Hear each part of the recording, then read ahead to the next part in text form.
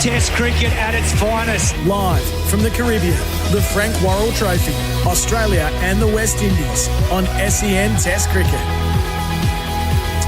Hello everybody and welcome to Sabina Park. Welcome to Kingston, Jamaica for day 3 of the 3rd test in the Frank Worrell Trophy. The West Indies up against Australia, live thanks to Henley Holmes. Adam White, Bharat Sundaresan and Bryce McGain with you. I can tell you, at least at the moment, it is bright and sunny.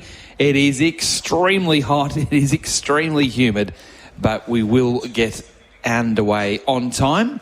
The question is whether the thunderstorms that are predicted will come. They were predicted over days 1 and 2 and they didn't come, so hopefully it'll be the same today. But it does feel that the humidity might be even a little bit more than what we had over the first 2 days. In just under half an hour from now, we will see the Australians resume their innings at 6 for 99. They were 6 for 69, but a partnership between Cameron Green and Pat Cummins has just pushed that margin out to 181 runs and potentially a bridge too far for the West Indies, but who knows? There is some news emerging also from the Australian camp, and that is that it would appear that Alex Carey has been subbed out of the game with concussion, and Josh Inglis will come in and be the wicketkeeper when Australia bowls a second time. So obviously Carey is out from a batting perspective, so Josh can't bat, but would be able to keep wickets with that concussion substitution because he got hit first ball. So that's what we're hearing, but we're not sure whether that's true or not. As we get Bharat Sundaresan, he wants to talk, We've got to officially welcome him. Yeah, that's right. The only thing is it's not a concussion sub. That's what I wanted to correct you. It's not. He's just been subbed out. So these days, obviously, as we saw in England at Lord's, so Rishabh Pant got injured and Jurel kept the wickets because you're allowed to keep as a substitute. So he's not a concussion sub. Yes, Alex Carey will not play any more part in this game because of concussion or concussion symptoms. So Inglis just comes in as a substitute and keeps. And what that means is this test doesn't go into Inglis's credits, and every catch he takes doesn't count in his test career. It'll be caught Inglis sub. So explain to me then, if he is not able to keep because he's concussed, why isn't it a concussion sub? No, I mean, you can, but because wicket keepers these days or substitute fielders can keep wickets, or if you have a reserve wicket keeper, like I said, Jurel keeping wickets. Yes. But once we've seen it for the last 5-6 years now, they've just not gone, they've taken that route and just have him in a substitute, but not as concussion sub. So if it was that, I'm not meaning to sort of argue the point here, but if it was that Australia had to bat a second time, then you would think, yeah, it would be a concussion. It would be a concussion sub, because then you'd want him to bat as well. So because you can kind of get away without getting a concussion sub and just getting Inglis to keep wicket, they've not bothered to take that route. So yeah, I mean, what it means is if he was a concussion sub, this would have meant Inglis's 4th test match. Right. And every catch or stumping he takes from this point on would have gone into his career stats. Now they just go into the ether, into the substitute world. That's a bit unusual. Just concuss sub him and let's get on with it. Anyway, so there you go. So it does look like Josh Inglis is going to keep wickets when Australia bowl a second time, which you would imagine will be sometime fairly early in the first session. So Bryce McGain, welcome to you as well for day 3. Thanks, Whitey. G'day, Bharat. Isn't it amazing with day-night cricket? At night, there's this incredible energy and it feels like everything goes incredibly fast. And then when you come out in the daylight, sun, everything's relaxed, it feels like a totally different environment. Yeah, it certainly does. Gee, it's hot out there. Hot and humid, and that strong breeze coming across the ground is still there. But everyone is feeling it out there. It is incredible sweating weather. So, can Australia eke out a few more runs? One thing I do want to point out is the impressive batting in this whole game of Cameron Green, batting at number 3. I think he cemented it. He's shown a lot. These conditions are very hard. The ball has been moving around. In the first innings, he was in relatively early at 1 for 28 after 16 overs. He goes in at that stage and was a mainstay. At that point, that's when the ball was moving at its absolute most in this match. It certainly quickened up in the evening. It's hard to bat in the evening, but he's had to bat through the toughest periods, the maximum ball movement, then last night, the maximum pace that we've seen in the whole series, and he's got through it. Boy, that's a big move for him. What you expect from your number 3 in tough runs, right? I mean, you often see the best batters batting at number 4 in Test cricket, but the number 3, whether it's you look in the throughout the history of the game, is where the tough runs come from, and that's what they've been looking for from Cameron Green. And like you said, Bryce, he did it. He showed glimpses in the second innings in Grenada, where it wasn't easy to bat either, if in different circumstances. Made a half century, but yeah, yesterday's innings was the most assured innings, especially with all the carnage ensuing at the other end, to hold his nerve and then find ways of scoring as well. And Australia could have been in a very tricky position when Pat Cummins joined Cameron Green with these 30 runs, which have come largely off the bat of Cameron Green. Very handy. So I'll ask you this question. What we saw last night was unusual from the Australians, and it was almost like they said, no, this is too hard. But Cameron Green proved it wasn't too hard. So does it say more about Cameron Green or more about the others?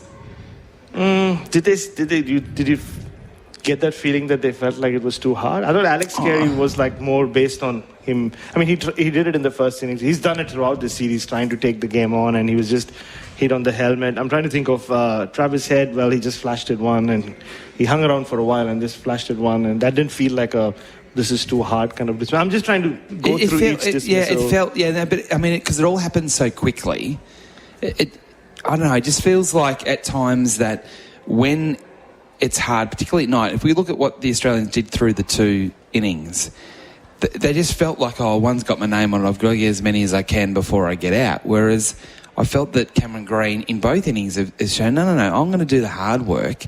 I'm going to leave a lot of balls. I'm not going to try and smack it through the offside for 4. I'm going to push it through the offside and maybe get 2. And he just batted sensibly. And I don't think the others batted sensibly. But mind you, I wouldn't want to be out there facing Elzari Joseph and Shamar Joseph under lights when, especially Elzari Joseph was blowing thunderbolts at people's heads.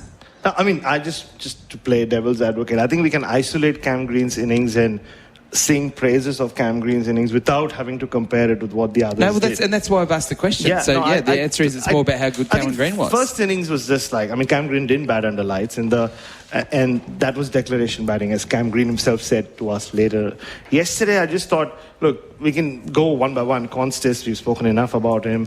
Khawaja had some rhythm, and then he went for a drive and played on. So none of the dismissals, except Steve Smith's innings, was a little strange, as it was under lights the previous day.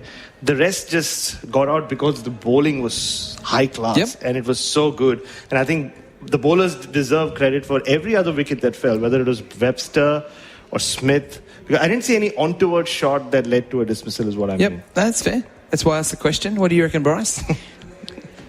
Look, I think it's just an exciting... It actually wasn't a leading question. It was just a question. I know, it's quite heated. It's the heat, I'm telling you. Yeah. It felt a bit tense in here. I don't know whether I should just step aside. But, look, I'm really excited for this game. The West Indies have shown a lot. I wish they could just bat a bit better. And I wish they could pick another batter. They've just got one bowler too many every match, I think. They can back in there. Because Graves is so good with the ball, you don't need that. You need the extra bat and pass on your spinner. Let the skipper bowl it, as in chase the bowler for your spin. Let him bowl the spin, and then you've got another a rock solid batter in there. And it's going to be a fascinating chase. I can't wait for the first hour. That's going to be very exciting. I probably shouldn't say this, but I'm going to say it because Andrew Mason's not here. So yesterday morning at breakfast, Andrew Mason got in quite a heated debate with the assistant coach, saying, "You should be playing another batsman. This isn't good enough. What do you know about cricket, man?" He really got into him, saying he was annoyed with that last ball of the play, last of the day's play yesterday with the shot leg. But he's actually right. Well, he was right. No. But to your point, Bryce, we've seen a classic Test match finish earlier today at Lord's. Yes. So England winning that by a very small margin. 22 runs. That was old school, hardcore Test cricket. And hopefully we can get something special here at Sabina Park as well. Because at the moment, the way the West Indies are batted, especially in their second innings, you know which way this game is going. 181 already seems like a lot of runs, but hopefully they can find a way. And Whitey, when's the last time you watched England cricket in England, a test match, in the morning? It's bizarre. I'm sitting there eating. We're a bit all mucked up by that. We're eating our breakfast together, looking at it on the screen, and It's a very unusual it set just of sits circumstances. very, very odd. Different It time does. zones, of course. I mean, I don't know, Brad. I agree with you about the West Indies batting, but I kind of feel like that if they can get Australia out where the lead is only, say, 220, just say, and they treat it like a one-day game and bat like a one-day game with short boundaries, they are dangerous in that situation as opposed to having to make 350 or bat a day. Their mindset's different. You just don't know. And you know what I would do in that case? And it's a great point. Open with Shea Hope. Because he's so used to chasing down totals in one-day cricket. He gets 50 over cricket better than any other format. Because if he gets 50 or 40 balls, and all of a sudden then it's 120 to get, 130 to get. Because he's just struggling at number 6, and then he runs out of partners as well. A few times he goes past 10 or 20. So I would just push Shea up. Anyway, the openers didn't open in the first innings. Well, that's right, exactly. We've got to give him a chance to open the batting. Maybe they should just put all the names in a hat and just pull them out and see what happens. All right, SEN Test Cricket for Henley Holmes. We're live from Sabina Park, just 20 minutes out from the first ball on day 3. We'll take a break and come back with more.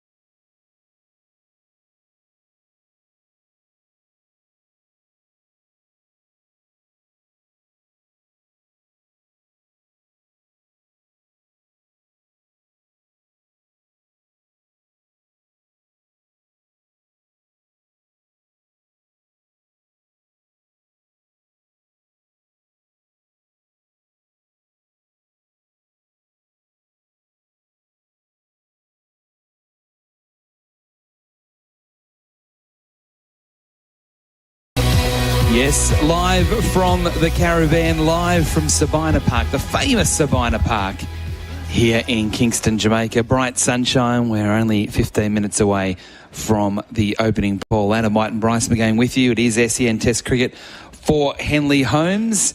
That breeze is again very strong, which I do think has helped us, Bryce, when it comes to the weather, because it's sort of, as we flew into Kingston, Jamaica, was about a week ago now. Mm-hmm. You can see you got the mountain range, and then it sort of flattens right out to the sea. So we're in that sort of flat area, but all the rain and all the bad weather sort of stays up on the hills. It feels like when we've got the breeze coming from this direction. So I'm not trying to sound like a meteorologist, even though I think I am one, but I kind of feel like that's in our advantage maybe today, as it has been the first 2 days.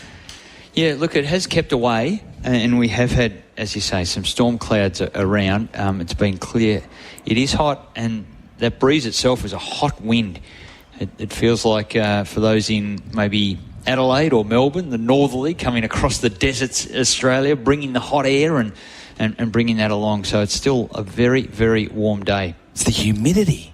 It's extraordinary. Very tropical weather. Well, that's where we are.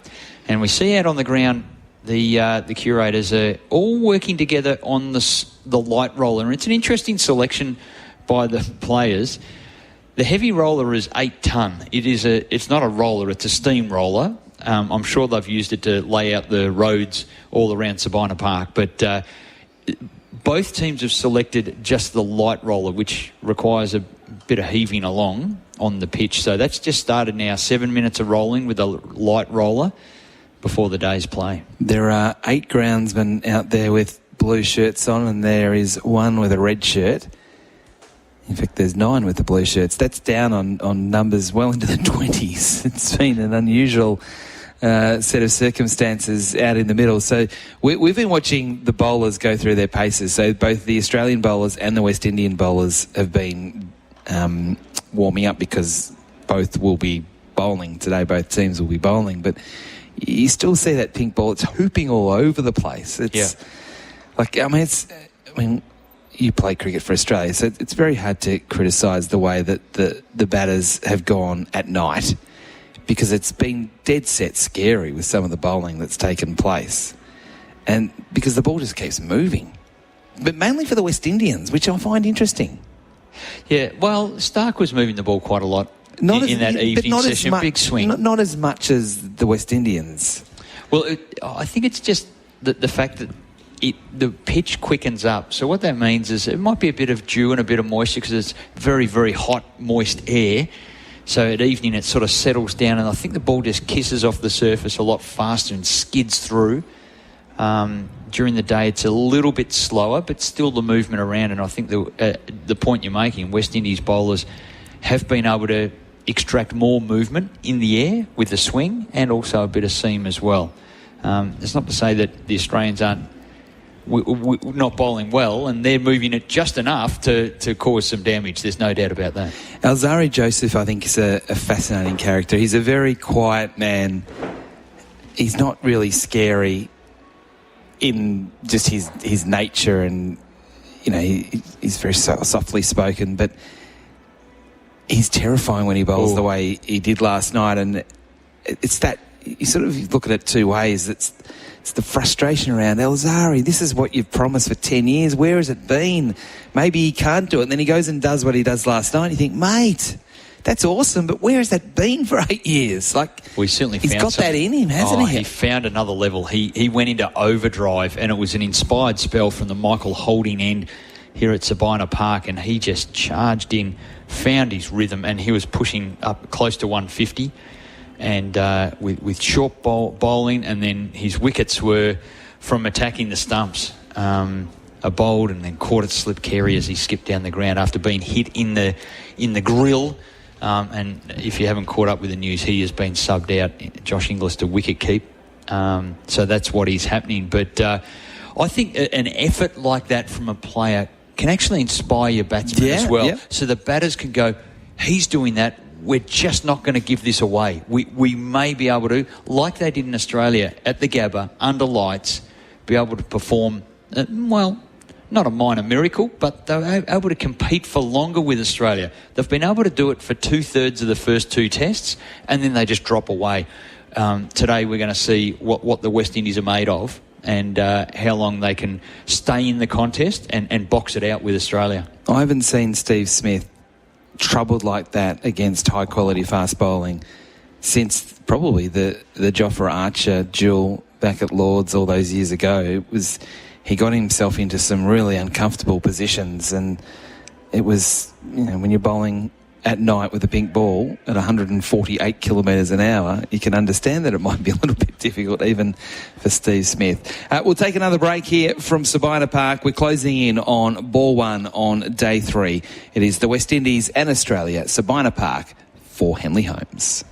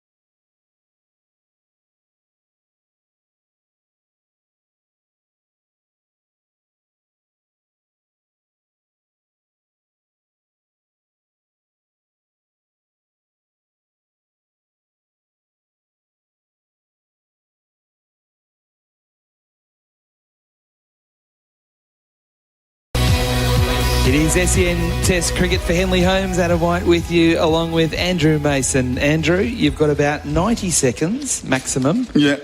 The West Indies a chance today. Good morning to you. Good morning. Even. Yes, they've got a chance while you're playing. You've got a chance, but the evidence would suggest that for the test matches we've seen in Barbados and, of course, in Grenada, that batting is a problem. Batting is a problem. If they can restrict the Australians to maybe 225, we can get a Shea Hope to really bat along with the King. They can possibly win the test match, but the odds are stacked very heavily against them.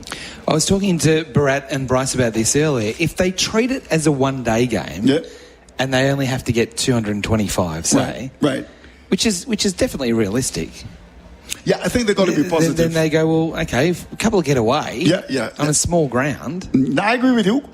Be positive, because you can soak up a lot of balls and then get, as we saw with Louis yesterday, the captain was very defensive. So be positive. And let's see what happens in the sunshine of Sabina Park. All right, the umpires are coming out. We'll take our final break and be back with the first ball right after this. Don't go anywhere. Live from Sabina Park.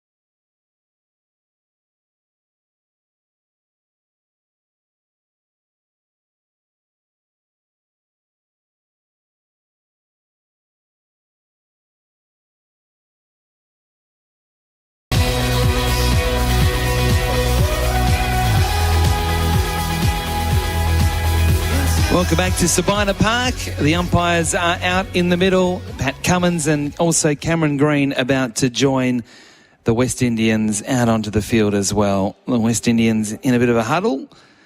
They're starting to walk out now. And the West Indies not too far away either. What would be said in the huddle, Bryce, from the West Indian point of view? Just keep bringing your best. And it was one of the things that at the start of the series they were told from the coach to just keep bringing your absolute best. And I'm sure that'll hold them in good stead. They haven't been at their best with the bat in hand as a collective group. There's been some good signs there. Brandon King takes the eye a little bit. A player who uses his feet well, but for now they need 4 quick wickets and minimise whatever this target is. 181 at the moment is the lead, and they certainly want to make sure that is restricted. If they can wrap them up quickly here for under 200, boy oh boy are the West Indies in it. Yes, it'll be very interesting to see how, just whether the West Indies can get any sort of momentum straight away, because they had it last night. Maybe lost it a little bit as the night progressed with that 30-run partnership, but it's hard to sort of recapture it straight away when they were surging the way they were under the lights, the crowd right behind them. Today it's just a totally different feel, how they can sort of get that back again. Well, when you say the crowd was behind them, they were waving flags, they were on their feet, jumping around and clicking their fingers, and the energy was something else. It's vastly different as we start with the first ball today. Shamar Joseph on his way. He's bowling to Cameron Green. It's ball, first ball! Oh my goodness! Gracious me! What a start from the West Indies. And I really don't know what Cameron Green was doing there. He's just watched it crash into his stumps. It was nothing more than a loosener. It did come back off the seam, but it has just smashed into the off stump. Game on. Cameron Green out, first ball of the day. for 42. I think we're all just a bit stunned. Well, he's done all the good work in this game. He's batted so well. He batted so well last night. And first ball, now that did seam back in. There's no doubt about it. It came back in, hit the top of off. And if there's one thing you need to do at any level of cricket, but especially international level, your first ball being your best ball. And he's delivered it. Top of off stump. That challenges all the batsmen exactly where you want to bowl. And the West Indies, they're off to a heater. I just can't believe what I've just seen. That was not on my bingo card, first ball. Cameron Green just leaving it, and it just clattered into the stumps. 3 wickets for both Josephs. Shamar picks up his third. Alzari has 3. Greaves, the other wicket taker for the West Indies. And they're away. Exactly the start they were looking for. And if you're not excited about coming down to Sabina Park now, if you're tuning into any radio station around Jamaica, make the move. This could be historical today. I mean, just having a look at the replay now for Chemist Warehouse, save on your prescriptions at Chemist Warehouse, it did come back quite a way. Yeah, it did. It just felt like a loosener the way that even Shamar came in to bowl. He sort of wasn't rushing in. He thought, I'll just get the first one down. It smashed into the stumps. Okay, Shamar Joseph now to Mitchell Starc. First ball, and Starc is defending back down the on-side of the pitch. Andrew Mason laughing at the back of the box. It's 7 for 99 on the Tyre Power scoreboard. It's 7 for 99. All that hard work Cameron Green did last night, and then it's just, he turns up today, beautiful sunshine. Oh, it's just set up for me. No, not today, Cameron.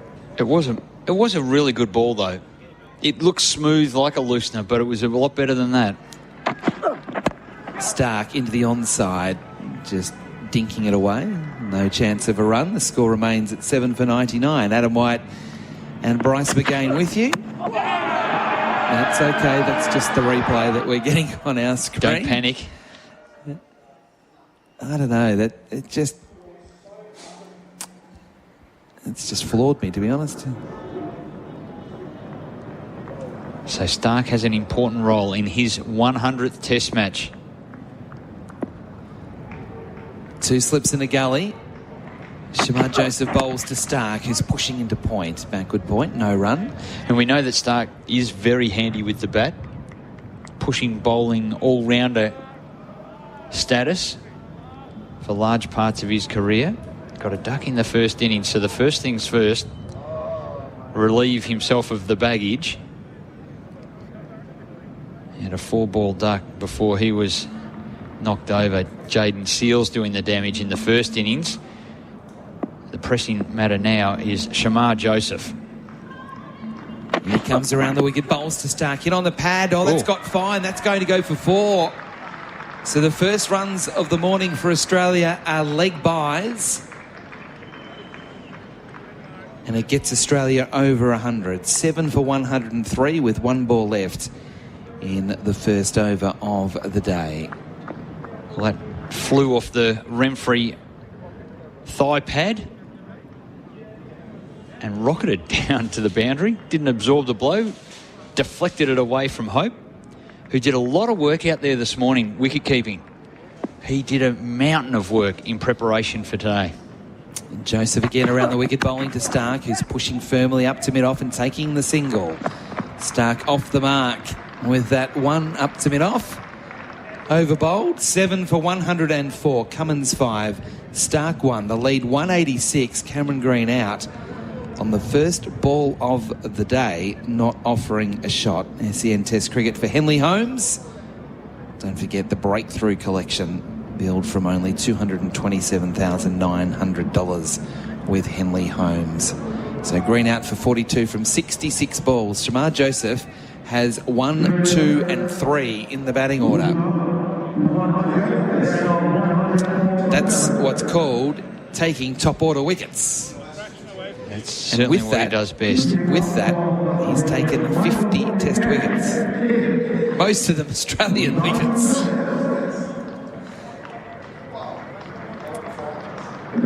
So Alzari Joseph now will partner up with Shamar Joseph and bowl from the Headley stand end or the Michael Holding end here at Sabina Park.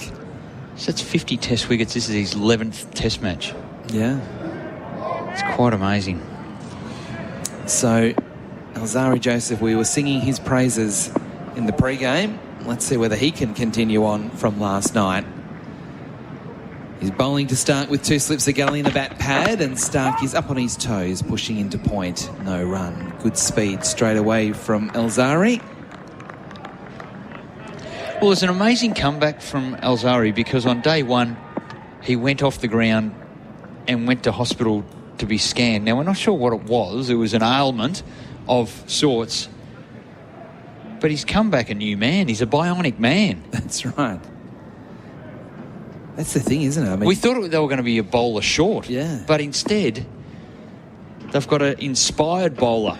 Again, from the Michael Holding end. Around the wicket. He's bowling to the left-handed Starc, who gets a bounce and he ducks underneath. That was a quick ball as well. Really thudded into Shea Hope's gloves.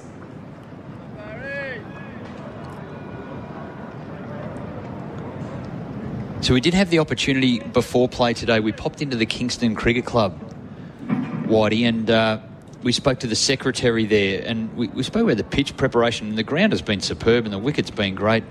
But you did ask the question about, are you still able to prepare those wickets with that sheen on it? And he filled us in on the detail. He did. It was very interesting, actually. 2 back now on the short pitch delivery. Deep backward square, fine leg, and a short leg. In comes Joseph, bowls, Starc, pushing from the crease up to mid-off. So what the secretary was saying, Bryce, was, because I said, can you still create that pitch where it's got that, where it's like a mirror where you can see yourself in the reflection? Oh, yeah, man. Yeah. But why would we do that when the Australians are in town? We want some grass on the pitch. He wasn't prepared to make it that fast. Well, no, I think it was more, I read it a little bit differently. I read it as we want grass on the pitch because the Australians don't like grassy pitches. Yeah. No, as opposed to a flat one that, there's a bit of that. Their batsmen. Yeah. That's but how they would shave all the grass off and wet roll it, and the sheen comes up. Alzari Joseph to Starc, pushing again up to mid-off, no run. Starc looking comfortable to start things off in his innings. 7 for 104 the score. So I thought they might have brought out a floor polisher or something like that to really get the buff on it, but he said it was just purely done with wet rolling. And have they always used that? We'll have to ask Andrew Mason when he gets on, but that huge roller, it's a steam roller. It's 8 ton, wasn't it? We asked the groundskeeper before the play. They've used that, so Andrew's just letting us know from the back of the box. He's just pointing out they've always used that one. So that's where the sheen comes from, the wet rolling and the big, heavy steam roller. Alzari again bowling. Just that's a nasty one at rib high, almost up under the arm, and he was able to drop it at his feet, very nearly going into short legs' hands. That was a very, very good ball there from Alzari Joseph, well directed. And Andrew Mason, who was very critical of the West Indies last night with bat pad being too far away. I think he's happy now in the right spot. I think they were listening because he's come a good pitch and a bit closer.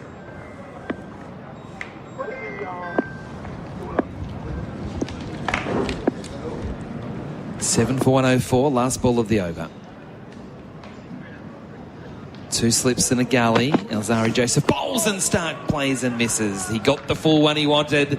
He tried to blast it through the offside and he did not make contact. Over bowled, 7 for 104, the lead 186 on the Tyre Power scoreboard.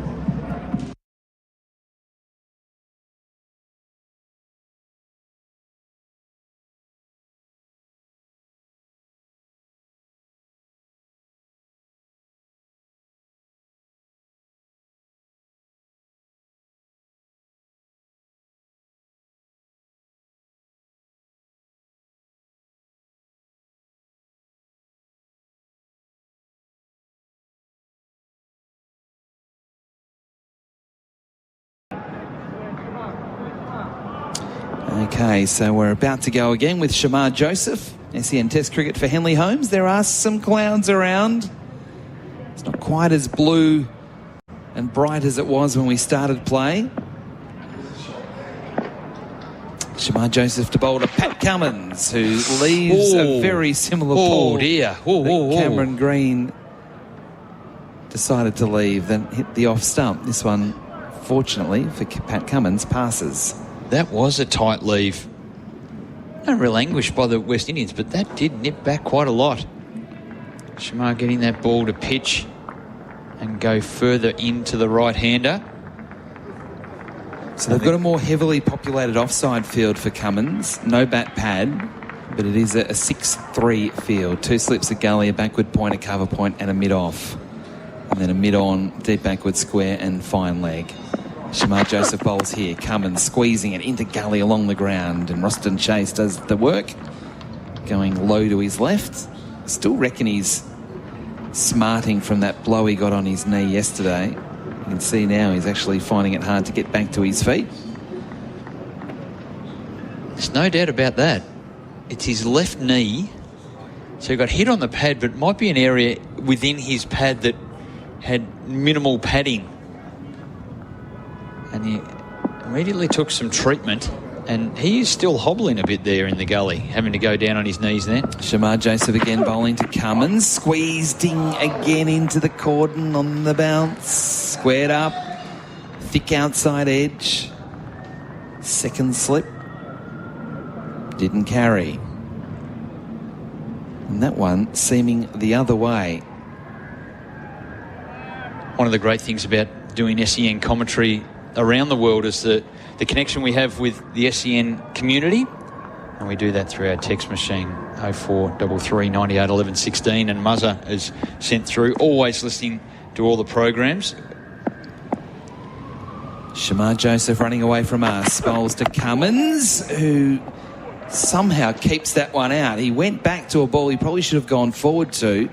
It took the inside edge off the pad and just dropped away on the leg side. And nip back.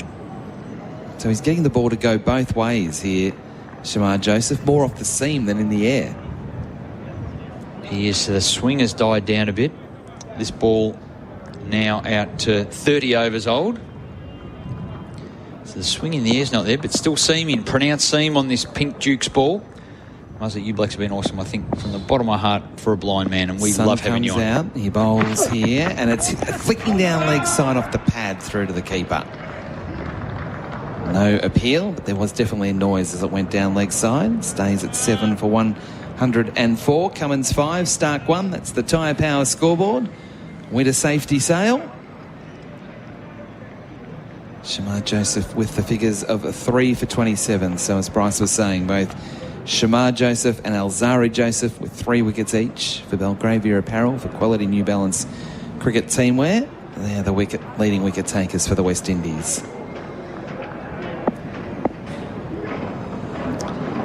Shamar Joseph again rushes in, bowls to Cummins, who's hit on the thigh pad. It balloons out past the square leg umpire, and they can get a single with that second man out in the deep behind square. 1 more to the score. That's the last ball of the over. So Australia now 7 for 105. Cummins 5, Starc 1. SEN Test Cricket for Henley Holmes.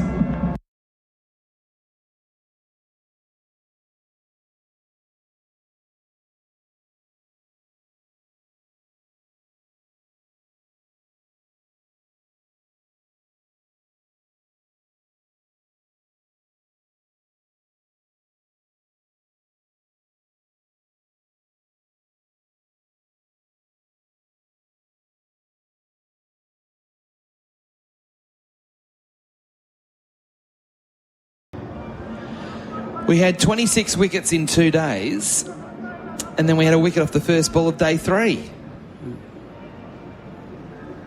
Talk about fast-forward cricket. They've been crashing the wickets through the first 2 days. Australia 7 for 105, the lead 187 on the tyre power scoreboard, and Alzari Joseph will come in again from the George Headley stand. End of Sabina Park.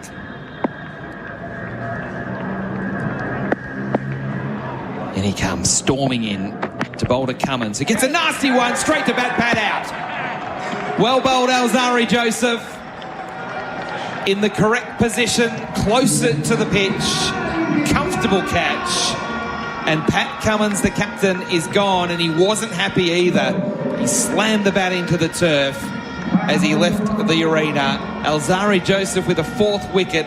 That was a good bouncer and a simple catch really taken there at bat pad. And Pat Cummins is gone for 5. Court Anderson bowled Alzari Joseph. Australia 8 for 105.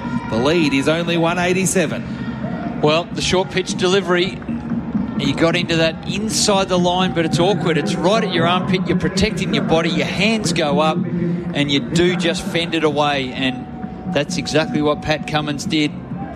Fended it away, and a simple catch in its short leg.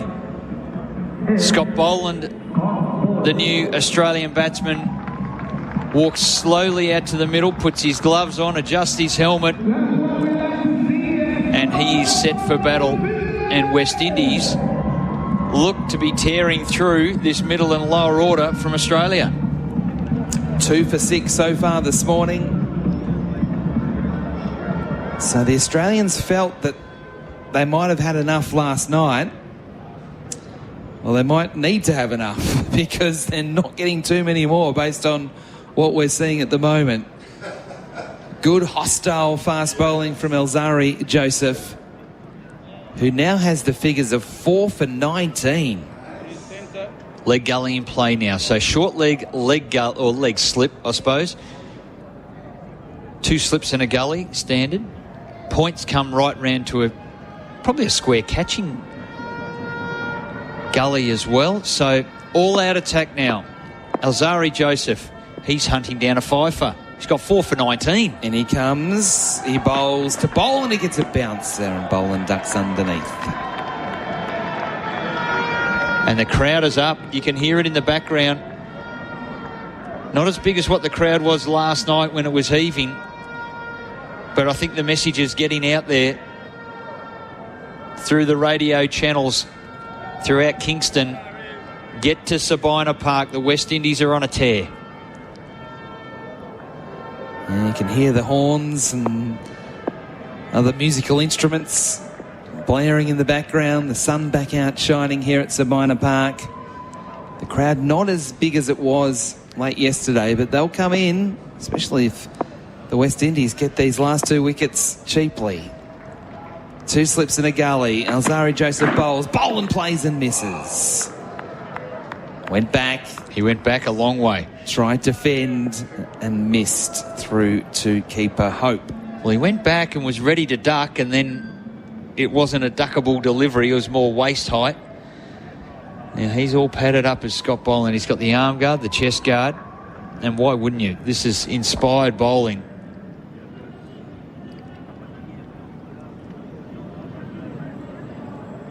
Another change to the field. We're just seeing on our Chemist Warehouse replay screen the similarities between the dismissal of Cummins today and how he survived that last ball last night with the bat pad further back. I still think that one today would have been caught if the bat pad was further back. It really just lollied to him. Alzari Joseph to Boland. Another short one. He rides it into the gully and takes a run. It got away from Roston Chase in that gully position to his right. And they got through quickly for a single. They'll take any run they can get at the moment, the Australians. The lead 188 on the Tide Power scoreboard with a safety sail. 8 for 106. Boland and Starc, 1 each. Well, Cummins was actually out last night on a similar short pitch delivery at that armpit. The gloves went up, and it actually looked in the first go that it brushed his body, but it actually brushed his gloves. He was caught behind. He was on 0. It was his 4th ball that he faced. And no one from the West Indies really appealed. They didn't send it upstairs or anything like that. They just thought, oh, well, it was one of those things. So now, interesting what we've just seen here. So the square leg umpire has come up to Anderson at bat pad and said, just make sure you're in front of the wicket because there are 2 out in the deep. behind square. I'll explain more about that after this ball from Alzari Joseph around the wicket, bowling to Mitchell Starc. Digs it out, up to mid-on, no run. I didn't think he picked that up. You could just hear Mitchell, as the ball came in. So it's really important that you must have no more than 2 behind square leg on the onsides. This goes all the way back to body line. Harold Larwood. You can't necessarily have the fielders exactly where you want them. Only 2 are allowed, so behind square. So they're on the rope, only about 20 metres apart.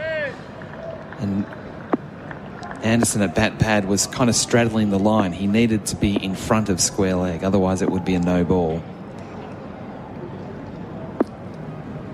Last ball of the over. Alzari Joseph steaming in. Past the umpire, bowls to Starc, who's up on his toes, pushing forward of point and getting another run. Warrican coming around to do the fielding from point. So 2 runs and a wicket in that over. Australia's lead, 189. SEN Test cricket for Henley Holmes.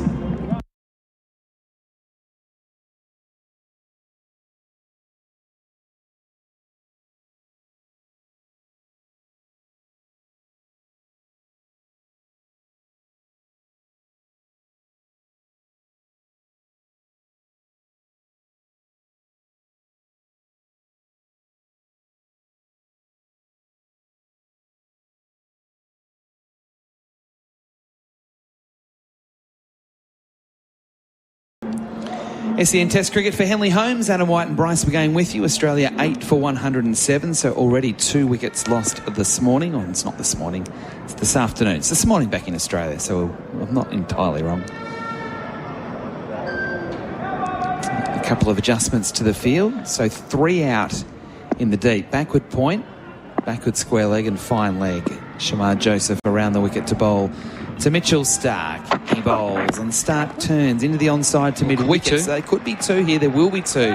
Alzari Joseph having to come around from mid-on to do the fielding, and they get back quite comfortably. Boland was running to the danger end with Alzari Joseph throwing it to the non-strikers end of the pitch, but Boland safely home, lead 191. Just a reminder also that networks will be leaving for breakfast programming at 5 a.m. Eastern Standard Time. So that's in about 6 minutes from now, but you can keep listening to the cricket. And I'll explain how you can do that after this ball from Shamar Joseph. A bit wider on the crease, bowls down leg side. So all you got to do is put on SEN Fanatic on DAB+, or the digital radio, or the SEN app. That's all you've got to do. It's that easy. And don't forget, you can also sync us to the TV using SEN Sync as well. So there's a number of different ways that you can do it. And SEN Stadium, as you're listening in here. Absolutely can. I know that... Live at Sabina Park. Wayne Hawkes is listening, training his horses this morning. I'm assuming at Flemington. But hello to Wayne back in Australia. Shamar Joseph bowling to Starc, flicking away. It hits the pad and balloons away high in the air next to the square leg umpire, and they can get through for a single. Shamar's pace is down a little bit, 137 that one. He's put in a lot of work through this series. He looked tired at times in Grenada. He didn't look tired here. Not last night, that's for sure. He was fiery. He's got 3 for 29 into his 12th over. And thick and fast. What we do know is about these early starts, just how many back home in Australia are going to work at this time. Oh, it's amazing, and it's isn't often when, well, you did breakfast radio for a long time, but it's often when the world is asleep. Many are going in, so we can certainly see that. With a number of people at work, the bakeries, horse trainers. Shamar Joseph bowls here to Boland, who takes the bat inside the line there. I don't think he played a missed at that one. He's quite good at this. He's often used as the night watchman for Victoria, where he can bat a long time. He and Mitch Perry tend to share those duties. But Scott Boland has been known for almost a decade to be that man.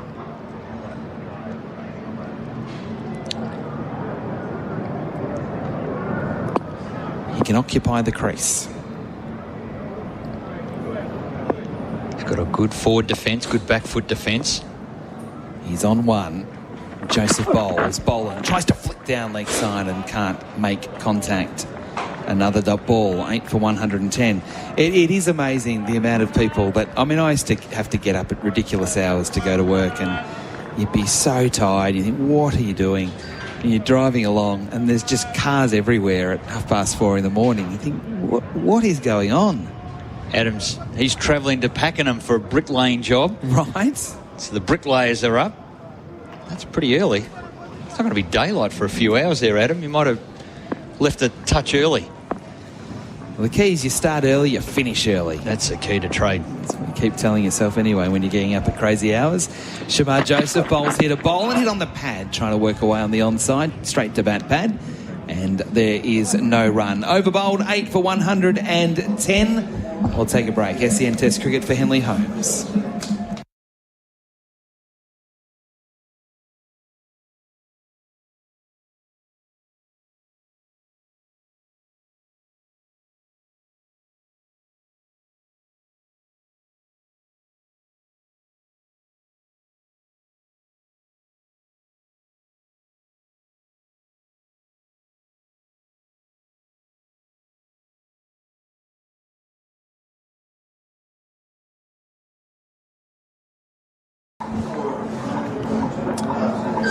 SEN Test cricket for Henley Holmes.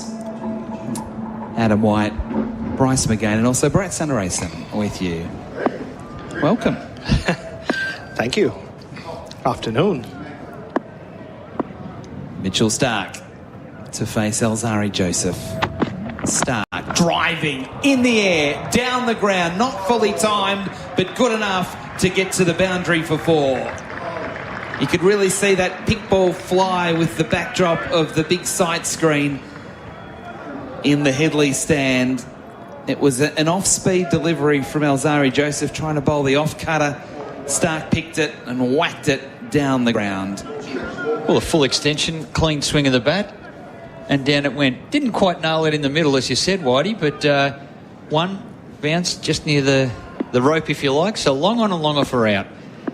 8 for 114. Starc up to 8. Joseph bowls. Starc can't catch up with that one down leg side. So just confirming, Wayne Hawkes is at Flemington this morning. He says it's cold and wet. It's not here, Wayne. You don't want to hear that, though. It might be wet later. Hopefully not, but... It's wet in terms of everybody sweating. Wherever you look. A lot of Australian fans have stayed back in their hotel rooms, just waiting for things to get slightly better before they come here. So after this ball, don't forget, for everyone that is heading off to breakfast programming around the SEN network, you can keep listening to us on SEN Fanatic, on digital, or the SEN app. As Starc pushes into the offside, and will take a single to point. So Starc moves up to 9. It is 8 for 115. So we hope you all enjoy your morning. Whatever it is you're doing, you can catch us on the app or on digital. Everyone else that's still listening to us, the modern way through the app and all that sort of thing that I'm still getting used to because I'm an old man. Stay with us. Stay with Brett's us. looking at me with this frown on his face. Oh, man. You don't know what Uber is. You don't know what an app is. No. You don't want to miss this. You don't want to miss this test match. Yeah, Just disappear out into the ether. This could be... Stick with us. This could be quite the test match. We've seen one great finish at Lord's. One iconic venue. Not really the home of cricket in my book, but Sabina Park. Home of cricket for the West Indies for a long time.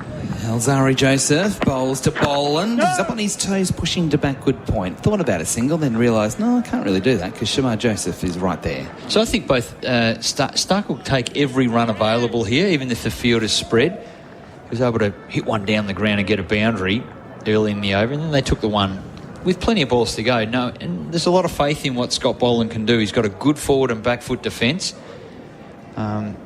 So they're relying on him. It's super attacking field, but he has been a reliable lower order player. Is that a commentator's curse? Yeah. Can we let that go? How do we take the jinx Scotty away? somehow survived this one. Wipe it off. Alzari Joseph bowling to Boland, who's working on the bounce to bat pad, who Then Anderson throws it back at the stumps, and Boland had to quickly make sure that he was in his crease. The lead 197 on the Tyre Power scoreboard. Winter safety sail. I'm sure you guys have had your say on the Cam Green dismissal, but that's probably the worst way to get out for an overnight batter. He spent nearly 45 minutes in the nets this morning, getting himself back into the zone. We were singing his praises deservedly at the start of, or before the start of play today. And then he comes and shoulders arms. He did all the hard work last night in difficult conditions. Bright sunshine. Oh, done. I could set the foundation. No, not today, Cameron. Last ball of the over, Alzari Joseph wider on the crease. Boland back and across, defending up to mid-off. Over bowled, 8 for 115 the score. SEN Test cricket for Henley Holmes. A break. Andrew Mason for the first time today into the calling chair.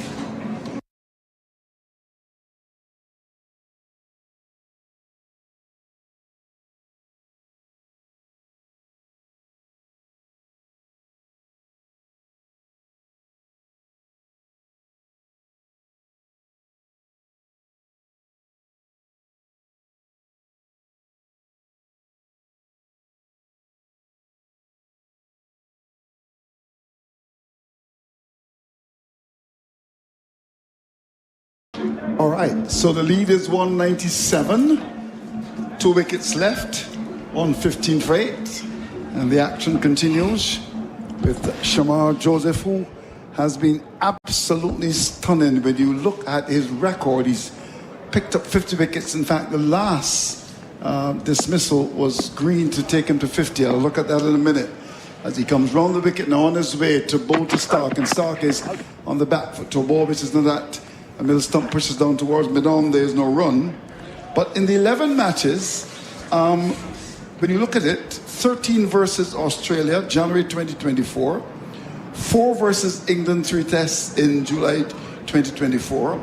And of course, he would have played that test August against South Africa. He took 5 wickets, 7 against Bangladesh. But then, when you look at this, 9 at Kensington, 5 in Grenada, and already 7 here. Well done to Shamar Joseph. He comes round the wicket, now he's in, and bowls outside the off stump. And they start going back, putting up towards mid-off. There's no run. What a bowler he is. Good bowler, but Alzari Joseph really has been the star in this innings for me. I agree. I think it's probably been one of the best spells we've seen in this series. In the top 3 for sure.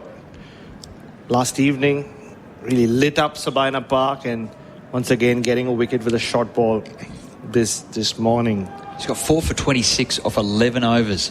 A couple of maidens in there. He has been superb. Shamar Joseph. The best time I've ever seen him bowl. In he comes now. This is Shamar Joseph bowl to Starc. He's on the back foot. Plenty of real estate in the offside. Down to wide, third man will get a single. Backward point comes across to make the stop. These are important runs here. And with that, Starc goes to 10. It's 8 for 116. And not too many big run chases here at Sabina Park. I was reliably informed by Tom Decent, who's here doing a great job for the Sydney Morning Herald Channel 9 Fairfax group, that there have only been 2 run chases 200 and above in the history of Test cricket here at Sabina Park, and only 4 above 95. Ooh, that's interesting. But we've never had a pink ball test before. No. So there's no records for that. This is a bit of a cloud cover comes over Sabina Park. Well, our producer upstairs tells me that there's going to have rain in Jamaica today.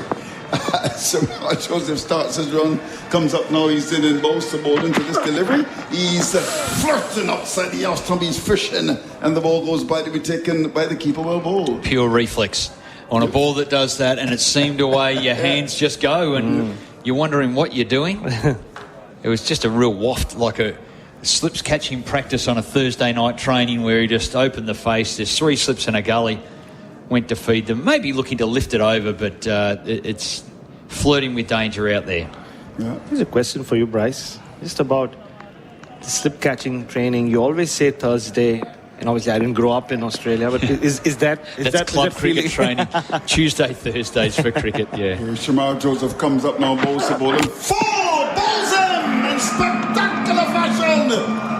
This youngster Shamar Joseph on fire at Sabina Park, 9 for 116. 116. Classic Yorker. Beautifully bowled. Pitched up. The short pitch ball had Boland on the back foot. Then the Yorker smashes into leg stump. Classic 1-2 punch from a fast bowler. That's a terrific Yorker from Shamar Joseph. You've seen him show a lot of skill in every test match he's played against Australia, 5 now. But we haven't seen the in-swinging Yorker very often from him, and that was the definition, or if you ever wanted to see the classic in-swinging Yorker smashing into a right-hander's leg stump, there it was.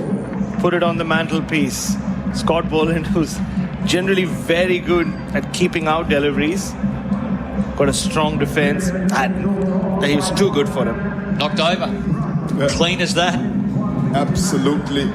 And he continues to enjoy bowling against Australia. I mean, he's been simply phenomenal. There's no question about that. Josh Hazlewood comes out. His best is 39. And he's got 561 runs. We'd love to get another 39 here. Describe that. Nah, I mean, if anything, it tailed away at the end. So it hit middle stump. So it came in with the angle at literally the last possible second. It just tailed. So rather than hit leg stump, as you can see on our replay screen for Chemist Warehouse, it hit the bottom of middle stump. So it beat the outside edge of Scott Boland, to put it further into context.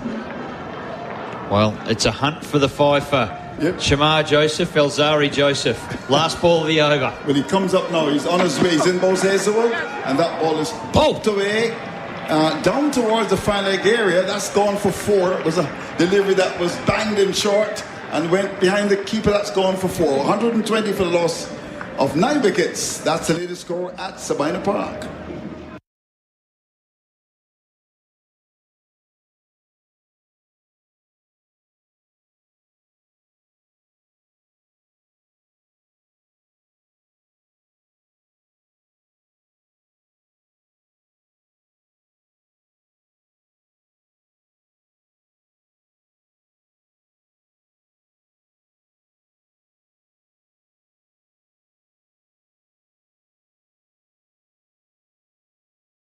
So the lead is over 200, exactly 202 now. Every run is like gold dust here.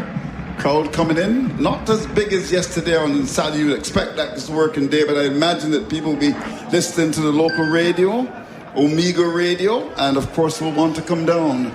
We'd love to have you. Oh, don't miss this opportunity. No, slightly overcast now at Sabina Park, but let's watch a man who's really stepped up to the party, as they would say. Is the best MSC in the world. There's been a lot of criticism of him. I think with some justification too over the years. And Sandy Roberts told me, he said to him, just bowl fast. And he comes up from the George Teddy stand and on his way to bowl to Starc, who's got 10. He's in and bowled him. The ball which is turned away neatly off the hip down towards that long leg area. And decides not to go for the run. He doesn't want to expose Hazelwood. Yeah, now Mitchell Starc will farm the strike. So they're still attacking. There's still 2 slips in a gully for Starc and the short leg. But everybody else is on the boundary. Right. In, out, in its true essence. But that boundary, every run counts. The boundary of the last over. Josh Hazlewood. Bryce, he's now hit the first ball he's faced in both innings for 4. The first one very convincing. This one, yeah, he had no idea about what was happening, but he still get 4 to his credit. It'll do. As Larry Joseph comes in bowls to start down the leg side, looking to get some better than that. Goes by to be taken by Hope as he skips across to his right. Score is kept to 9 for 120. Yeah, Starc a little unhappy with himself. There was easy pickings there. All he had to do there was get some bat on it. They've flown for 4 to fine leg. 202 the lead. Well, Australia will take anything from here. I would think so as well.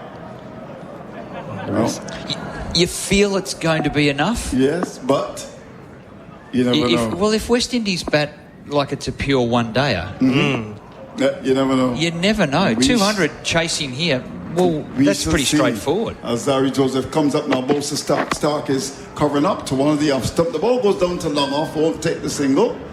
And with 3 balls left, no doubt he'll be maybe looking to take the single off the 4th. We shall see. 9 for 120. I wish I I mean, I do have a direct line to Darren Sammy, but I wish I could reach to him right now, because I would honestly just open with Shea Hope.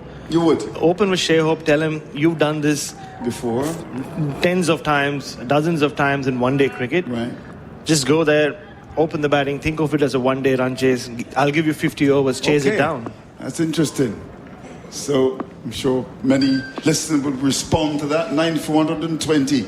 As Harry Joseph begins to move in, elbows pumping. Goes past the umpire now, he's in and bowls. Starc is getting short. This works the ball away into the outside. We'll get a single, we'll take it. So 4 gone. Backward square comes across to pick it up. So he goes to 11, it's 9 for 121. Yeah, so Mitchell Starc's given his fast bowling colleague 2 balls to survive against Alzarri Joseph. I've said a few times on this trip, if there's one part of the world that Hazelwood backs himself as a batter, it's the Caribbean. Gets to double figures more often than anywhere else here. He's been handy, a thorn in the side. Just that last wicket partnership, often, reaching double figures, and then maybe getting to 20. But he's got 4 already. It's 9 for 121 with 2 balls left in the over. Forward short leg is in. There's the light gully as well, 2 slips. And the gully, short point. In he comes from round the wicket. This is Alzarri Joseph in bowls Hazelwood. Hazelwood is coming onto the front foot. Good delivery. And then off stump and plays it with a little bit of suspicion. Out to cover, there's no run.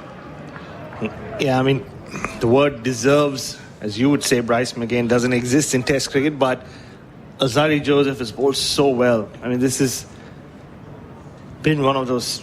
It's a statement piece, like you said, Andrew Mason. I agree with you. He's been given the mantle with Kemar Roach now. West Indies making it very clear that we've moved on from Kemar as mid-wicket just pushes back. They're giving him the single if he wants it, Josh Hazelwood. He won't take it. I don't think he would. So 1 to come in the over.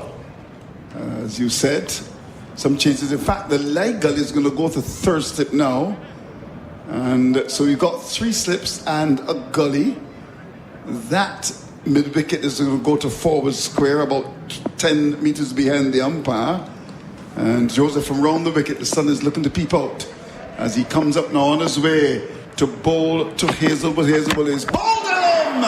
And Alzarri Joseph, the man who has been, in my view, the best bowler in this innings, gets 5 wickets, and he deserves 5 wickets. Congratulations to him. The Australians all for 121. And he could well have given the West Indies what seems like a slim chance, but a chance for sure to win back-to-back pink ball tests against Australia. They did it famously. A romantic victory, Gerard Whateley called it, in Brisbane last year. Now they've been left with 204 runs to chase down in what could be quite the turnaround, quite the victory. But take a bow, Alzarri Joseph. It's been quite the spell. We've seen so many legendary spells from fast bowlers here at Sabina Park over the years. They talk about Marshall, they talk about Holding, they talk about Hall, they talk about Griffith. And Alzarri Joseph, as he walks off the field, leads the West Indies off the field, can put his hand up and say he's bowled as well as any of them would have, because he lit up Sabina Park last night and he's lit up Sabina Park once again. Superb. 5 wickets. Outstanding by Alzarri Joseph. Amazingly, 6 of the Australian batsmen out-bowled. Now, I can't remember when that's happened before. And some of the balls have been moving around, there's no doubt about it, but exposing the stumps, getting knocked over, 6 of the Australian batsmen. Quite remarkable, Andrew. Indeed. And I really want to agree with Barrett in relation to, first of all, his aggression. Of course, I have grown up on the great fast bowlers at your throat all the time, and that was missing for a long time in West Indies cricket. But the Shamar Joseph and of course the Alzarri Joseph on this pitch here at Sabina Park woke it up, there's no question about that. And this is the kind of performance that should inspire confidence among West Indians. Brilliant, excellent, superb, a fantastic performance by Alzarri Joseph, and he deserves every wicket he's gotten. This is a statement, and I'm very happy for him. As he should be. He's one of those bowlers, because he doesn't express much, even there.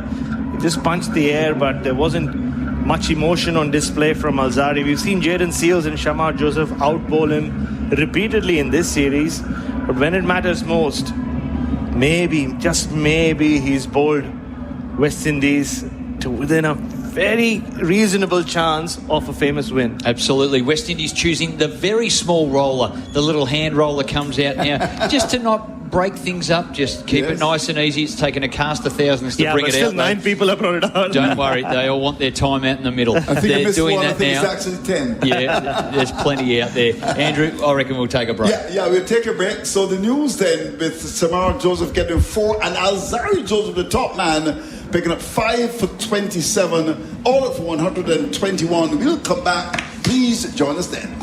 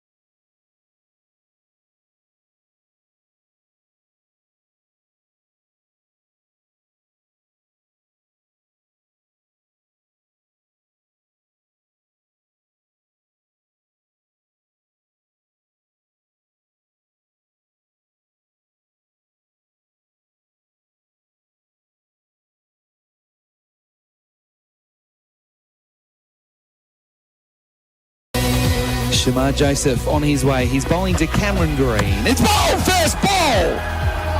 Oh my goodness! Gracious me! What a start from the West Indies. Storming to bowler Cummins. He gets a nasty one straight to bat pad out. Well bowled Alzari Joseph. Shamar Joseph comes up now, bowls the bowling. 4! Bowls him in spectacular fashion! As he comes up now on his way to bowl to Hazelwood. Hazelwood is bowled him! And Alzari Joseph gets 5 wickets. The Australians all for 121.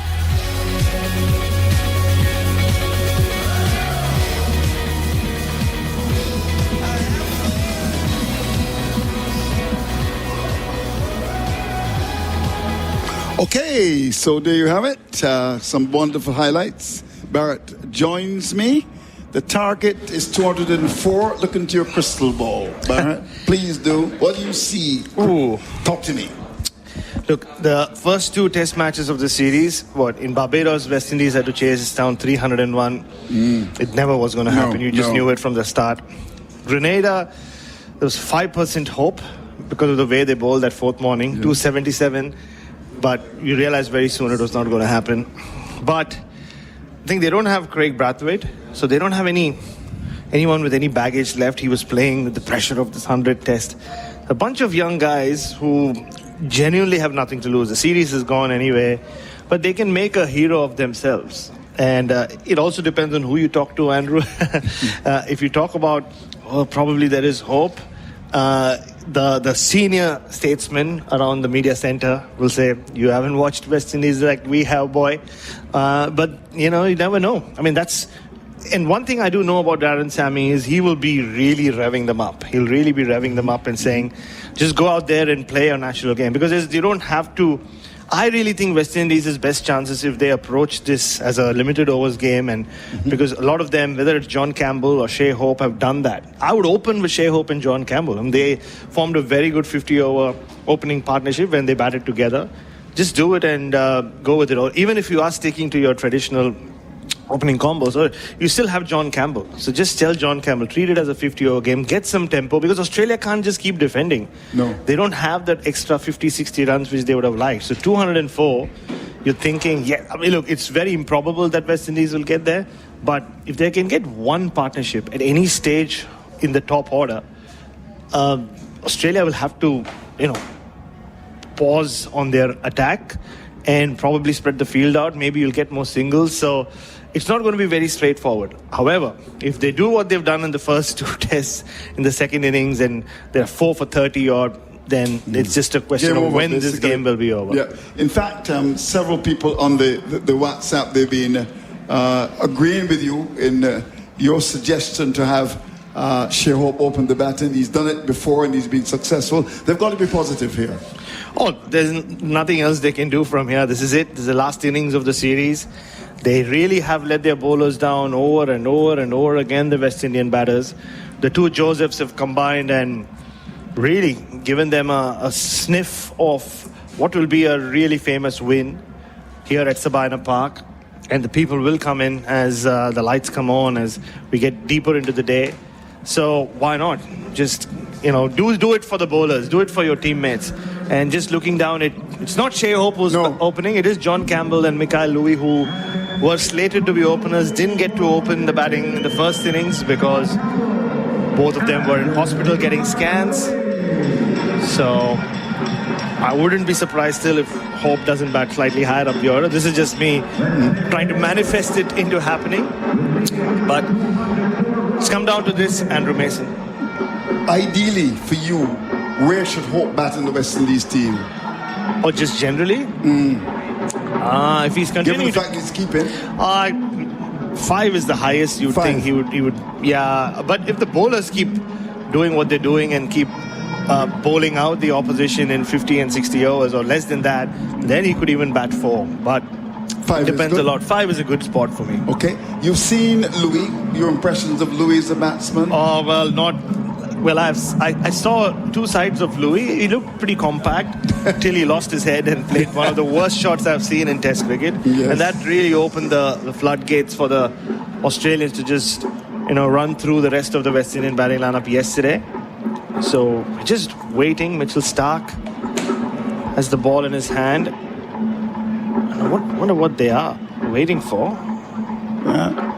Two umpires are coming together I know as well. exactly what they're waiting for. So it's that landing area. So one of the ground staff has run out with the thumper, the big hammer. Yes. So Mitchell Starc, who does have issues with the landing areas, and you can see, he's taken a pounding and he just wants it to be sorted. Mitchell Starc, obviously in his 100th test, we've spoken a lot about the West Indies, but how he would love to wrap things up for Australia in his milestone test. He's not too far away from that 400 wicket. To do it in a win would make it even more special. Just 4 away now, Mitchell Starc from that 400 wicket mark. So the thumper, you can hear it through the stump mic, the thumping away. Oh, the big guy too? Yeah, it's a big guy. And so Mitchell Starc still checking if he's happy with it. No, he's not. So more thumping action. Why don't we do this, Andrew? Why don't we just take a break? As great radio as this is, to hear the thumper through the stump mic, maybe we'll take a quick break and we'll be back here at Sabina Park.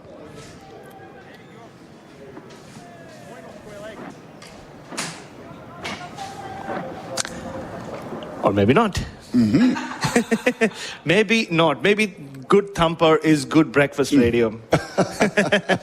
Who doesn't want to listen to... It's not breakfast time yet. Yeah, with your first coffee. There's something about the pitch being thumped into shape. So Mitchell Starc is ready now. That's very funny. So, the situation is, look at Alzari Joseph, 5 for 81, 4 for 61 against Australia. As I said, he's been heavily criticised, but he bowled well. So we're just about ready for the action. You're going to say something? Yeah, remarkable that this is just Alzari's second 5-wicket haul, and he's been playing Test cricket for 9 years. Yeah, can you imagine that? Well, can it result in a win? John Campbell's ready. The sun's breaking out as well. And that's lovely at Sabina Park. So here we go. 3 sips on the gully waiting. And here is Starc with the first ball. Comes up now, in bowls to Campbell. Campbell is picked outside the off stump and found, catch taken. Starc gets the wicket off the first ball, and the Australians are jumping at Sabina Park. The West Indies have already lost the wicket. Well, we've seen this movie not once, not twice, but 100 times now.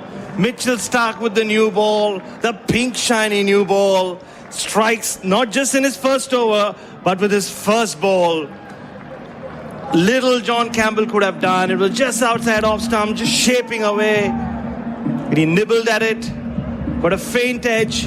And Josh Inglis, who's in for Alex Carey as a substitute, don't forget, not as a concussion substitute, takes an easy catch. And Australia draw first blood of the first ball. And who else but Mitchell Starc? Yeah, fantastic delivery. Just that corridor of uncertainty, just outside the land of the off stump. Had to play it, the edge found the catch taken. And that's not the kind of start the West Indies will be looking for. And out comes your favourite batsman, Anderson. Poor Kevlin Anderson was really thrown into the deep end in the first innings. Had to open the batting on debut. Had to face Starc under lights, and he was... he just didn't look ready. This is not what he thought Test cricket would be. And somehow survived for nearly 10 balls before Starc nearly knocked his middle stump out and then just said, "See you, mate." Yeah, once again, that delivery, just Starc at his absolute best. Look at the line, pitched around middle stump, shaped away from the left-hander. John Campbell has played some outrageous shots to get out a few times in the series, but this one, well, all he could do was just say, "Well, too good for me, Starkey." So he's gone. Just one ball into this innings now. It's time for Anderson. Yeah, but he settles and waits in his first Test match. Starc comes up now, bowls to Anderson. Anderson is getting a ball down the leg side. Good pace. The keeper does a good job diving away to his left to catch that in goalkeeper style. Well done to him. Yeah, that'll make Josh Inglis feel even better. So 2 balls into keeping in a Test match for the first time. He's never kept in Test cricket before. He's played 3 Test matches as a specialist batter. So again, that catch won't go to his credit in his Test career because he's in as a substitute, not as a concussion sub. So what a start for him. Starc again, 1 wicket down already. He starts his run, comes up on his way to bowl to Anderson, goes past the umpire, bowls to Anderson. Anderson allows the ball to go outside the off stump, was pitch wide, trying to invite him to go for that big booming drive. He says no, and the ball goes by to be taken by the keeper. Yeah, he's got 2 sighters here, young Anderson. One just flew down the leg side, the other one wide outside off stump. But he knows that that in-swinging delivery is coming anytime now. And he played with a giant gap between bat and pad in his first innings, or in the first innings, his first in Test cricket. Let's see how he counters it If Starc can get one on the money, you'd think he would really be in business here. Yeah, the ball that he faced last was one that left him as he comes in again. This is Starc to bowl to Anderson into this delivery. He's coming onto the front foot. Ooh. Plays pretty well. Nice little shot there from Anderson, the little man from Guyana. Up the pitch, there's no run. That was very well done. It was a confident defensive stroke. We didn't see this in the first innings, and let's face it, it couldn't have been a tougher setting for anyone to play their first innings in Test cricket, especially considering he wasn't slated to open the batting. But, well, he's walked out the second ball of this innings, so... And it was under the lights as well, the ball doing a lot. So wicket down already, no runs on the board. The target is 204. In comes Starc on his way to bowl to Anderson. Anderson is... Like before, offering no shot. That looked plum. And Starc is on a roll. The West Indies on all kinds of contortions here at Savannah Park. 2 wickets down and not a run on the board. Well, they say two. Oh, hang on. Nitin Menon just wants to check. Oh no, he's reviewed it just in the nick of time. Oh. Well, I was just going to say that they say... his bat too. Yeah, well. I saw that. Yeah, well, they said... Oh. They say there's 2 types of leaves, good leave, bad leave. We've seen one poor leave earlier this morning. This was a ridiculous leave. It's not just because he shouldered arms, but it's a full delivery from Mitchell Starc, which is swinging back in. And he's... He's hit him under the knee roll, and he's actually disappointed with Mikhail Louis. He's almost saying, well, why did you make me review that? Yeah. If I wasn't looking bad already. So he's walking off Anderson. We're still waiting for the replay. The projection hasn't come back on the screen or appeared on the screen. Well, it's hitting the middle of middle stump. So not only is it the most ridiculous leave you'll see in Test cricket, it's also probably the most ridiculous review you'll see in Test cricket. So not only does Anderson not trouble the scorers, he's also robbed a review. I think even Nitin Menon can't. Menon can't believe that was reviewed. He's just shaking his head. He's walked up to Holstock and saying, I mean, I know these days they don't trust us, but really, that one? Yeah, that looked plum. But it hit the middle stump. So 2 wickets down already. Anderson gone back for duck. And, the cricket tongues from Georgetown in Guyana to Bridgetown in Barbados will be wagging. And I can imagine what's on social media. They're really up against it, the West Indies. Already 2 wickets down. A champion bowler getting closer and closer to 400. 498 now for Mitchell Starc. Wonderful. And the way he's bowling, 499 could be of this delivery. Brandon King still the highest individual run scorer in this series. Nobody's made 75 or got close to it. He had to open the batting in the first innings. Mitchell Starc, he is breathing fire here. 2 wickets in 5 balls. He's still got 1 ball left in this over. I think he may go for the Yorker as he comes up now. He's on his way. He's in and bowls to King. A pitch bowls in! Unbelievable! Starc runs across Savannah Park as if he just won gold at the Olympics. 399 wickets to champion bowler. Brilliant, excellent, superb. Well, nobody's taken a wicket in the first over more often than Mitchell Starc in Test cricket. Then he gets 2. Now he has 3. Oh, that's just Mitchell Starc putting on a masterclass. In swinger, Brandon King just played it from the crease, away from the body, inside edge. The ball smashed into his stumps. Well, we're talking about West Indies needing a good start. After 1 over, they're none for 3. Mitchell Starc has just broken open this game, and now he's just 1 away from the 400 wicket mark. Well, of course, our good friend Adam White will come and call in just a minute or 2. And I'm just going to make some adjustments to my schedule. I'm going to Mobay this evening. I'll take you as well. Yeah, why not? That is the end of the over. What a start this is. Remarkable. You come to expect this from Mitchell Starc. But he's just taken this to another level. 3 wickets in the first over, 3 wickets in the space of 6 balls. So he will be on a hat-trick as well. And well, there have been a few bowlers in Test history now who got to the 400 wicket mark. Adam White, nobody's done it off a hat-trick or when they've been on a hat-trick. Wouldn't it be the moment of a lifetime if Mitchell Starc got a hat-trick, which would become his 400th Test wicket? We're going to have to wait at least a few balls. Quite astonishing. 3 wickets in and over. The first over. We thought it was probably unlikely we'd be back tomorrow. We might be back in the hotel pool for dinner.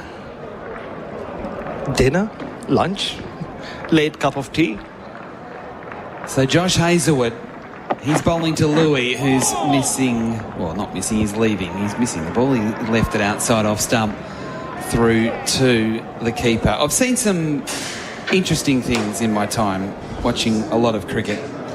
But the decision to review that LBW has to go down as one of the most stupid things I've ever seen. And I blame Mikhail Louis. Yeah. I mean, we saw him play a stupid shot yesterday to get out. But you could see he really let the young man down the river. It'll go against him. And I've never seen an umpire go, did he really just review that one? Hazlewood on his way again. Bowls to Louis, who's edging and through the cordon down to the rope for 4. Between second slip and third slip, between Webster and Constas, 4 runs. It's 3 for 4. Well, just snuck past the slip cordon. Did that. Sam Constas in there, third slip. He didn't spend a lot of time in the slip cordon in the first innings.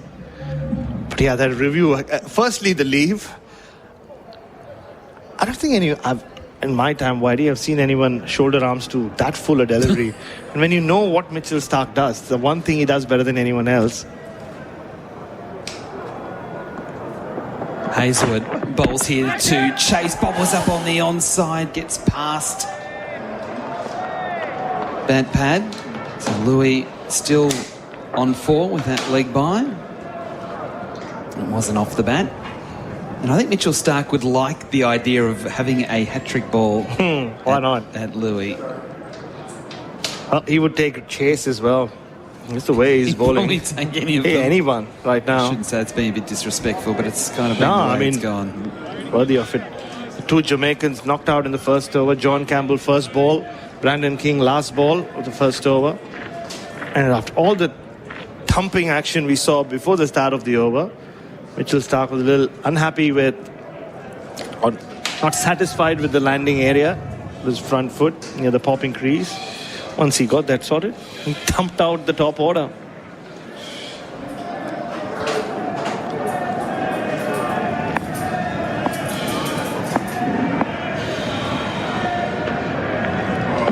Hazlewood bowls off the pad to bat pad on the full. Chase's first ball was uncomfortably played. Well, what do they sing? The Benos have been singing Mitchell Starc, the new ball king, for over 10 years now. And that performance, or that over, was worthy of being called the new ball king. We've seen him do it dozens of times, take wickets in the first over, Whitey, but to take wicket of the first ball, the 5th ball, and then the 6th ball. Hazlewood, and he comes, bowls to Chase, who gets one that leaps at him, and he played it quite well on the stickers of the bat, just guiding it into gully from the crease. He's really snuffed out this early challenge from the West Indies, so we were hopeful that they'll come and play a few shots, get off to a positive start, and then maybe they can put some sort of pressure on Australia. He's just snuffed it out. And then now they're left with Chase and with Hope and Graves to come. That's it. And we're just in the 2nd over. That's right. Hazlewood again over the wicket, bowls to Chase, who forces down the ground but can't beat Cummins at mid-on. Okay, we'll take a break. Come back, Mitchell Starc. He's on a hat-trick.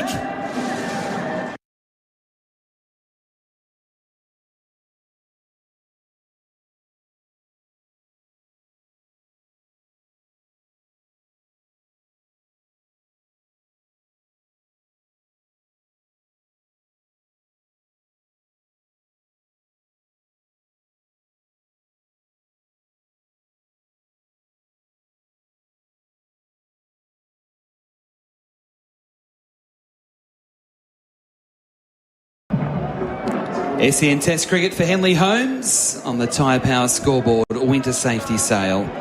We have the West Indies at 3 for 5, chasing 204 for victory. But all eyes now on Mitchell Starc, because Mitchell is on a hat-trick. They're not going over aggressive with the field. 3 slips a gully and a shortish backward point and a bat pad. Mikhail Louis is on strike. Well, if ever you thought someone could get their 400th wicket with a hat-trick, it has to be this. Mitchell Starc on his way past the umpire on a hat-trick. He's not getting the hat-trick. Louis forward in defence, playing well. Bat and pad close together, pushing up to Smith at bid-off.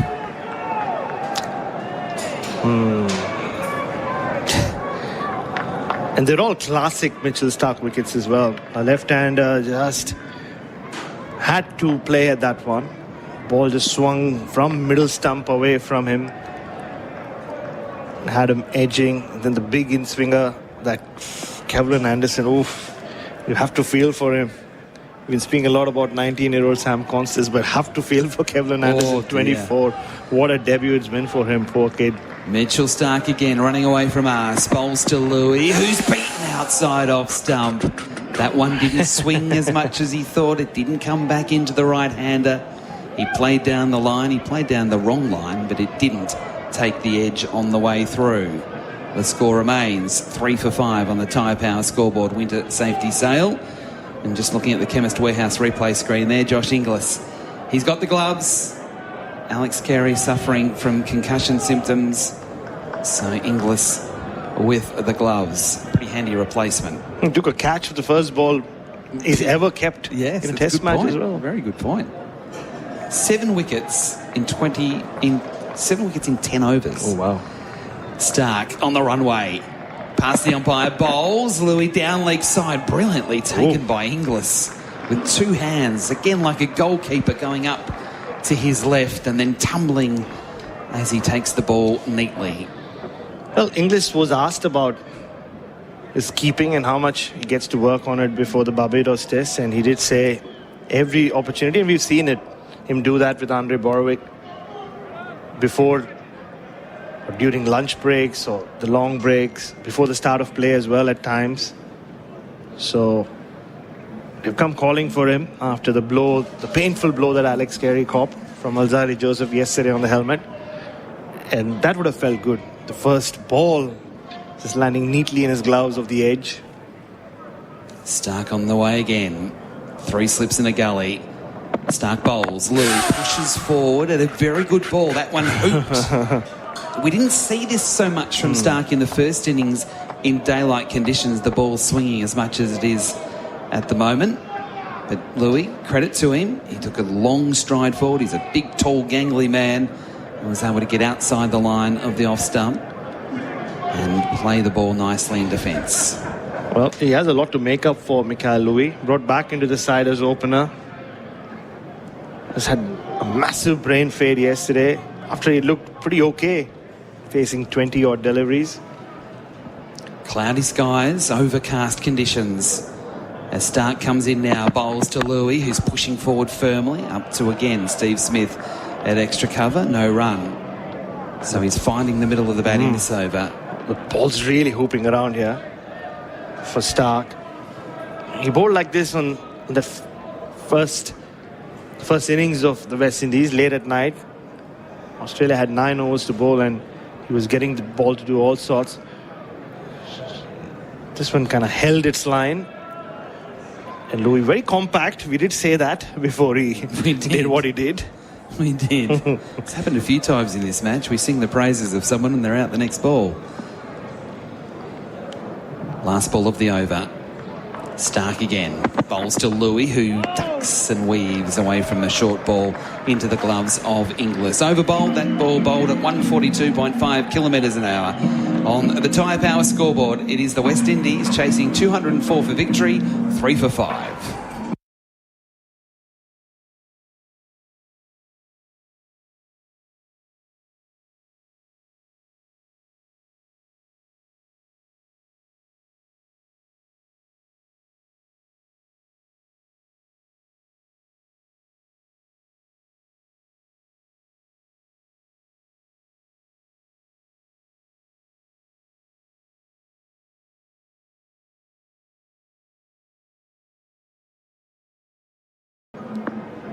SEN Test cricket for Henley Holmes. Josh Hazlewood on his way again, bowling to the captain Chase. He fends and misses the ball that's short of a length outside of stump. Don't forget to follow SEN Cricket on Instagram, X and TikTok. So that's SEN_cricket for all the highlights, analysis, fun and behind-the-scenes action from the SEN Cricket team. And also subscribe to SEN Cricket wherever you get your podcasts from for, again, all of SEN's cricket content, including the new ball for Cobram Estate, the day's play, plenty of analysis and guests from across the SEN network. Oh, just looking at our Chemist Warehouse replay screen, Adam White, Kevlon Anderson and Darren Sammy's reaction when he reviewed that. Hazlewood, a bit closer to the stumps, bowls here to Chase, who's been hit again, inside edge onto that leg that he's having trouble with, I think, or maybe it's a fraction higher than the leg. Yep. And a more central location. As Andrew Mason would say. And as Roston Chase is saying right now, ooh. Wow. Yeah, it's a hard pink ball. Oh, it missed everything. Oh, so no deflection, just straight into the fiberglass. He's in trouble here. He's just, you know. I would imagine he would be. It's always concerning when you get hit there and nobody's laughing around you. In a way, you'll feel better if everybody is laughing. Nobody is, and he's not moved. He's just been bent down. I don't know where the team doctor is. Oh, there you go. The physio is running out as well. I'm not sure whether he'd want the magic spray in this situation. Yeah. So he's now on the floor. And Tevin Imlach, the substitute, is getting into interesting positions with him right now, to say the least. They're just trying to stretch his legs, fold them, turn them around. And the thumpers come out as well. I hope the thumper's out for the pitch. I know. Roston, they brought the hammer out. Get up, mate, get up. You better be careful. No, thankfully it's only for the Oh dear. So what a start. A bit of a delay here. This might actually take some time. So what we might do, no, in fact he's just starting to get up now, just as I thought he was going to be down for some time. And he's sort of just sitting down. It still might take It's going to have we still might be a little way here. So for Matty Donald back in the SEN studios, we might take a break here. This might take a little while with West Indies 3 for 5. Roston Chase getting some medical attention.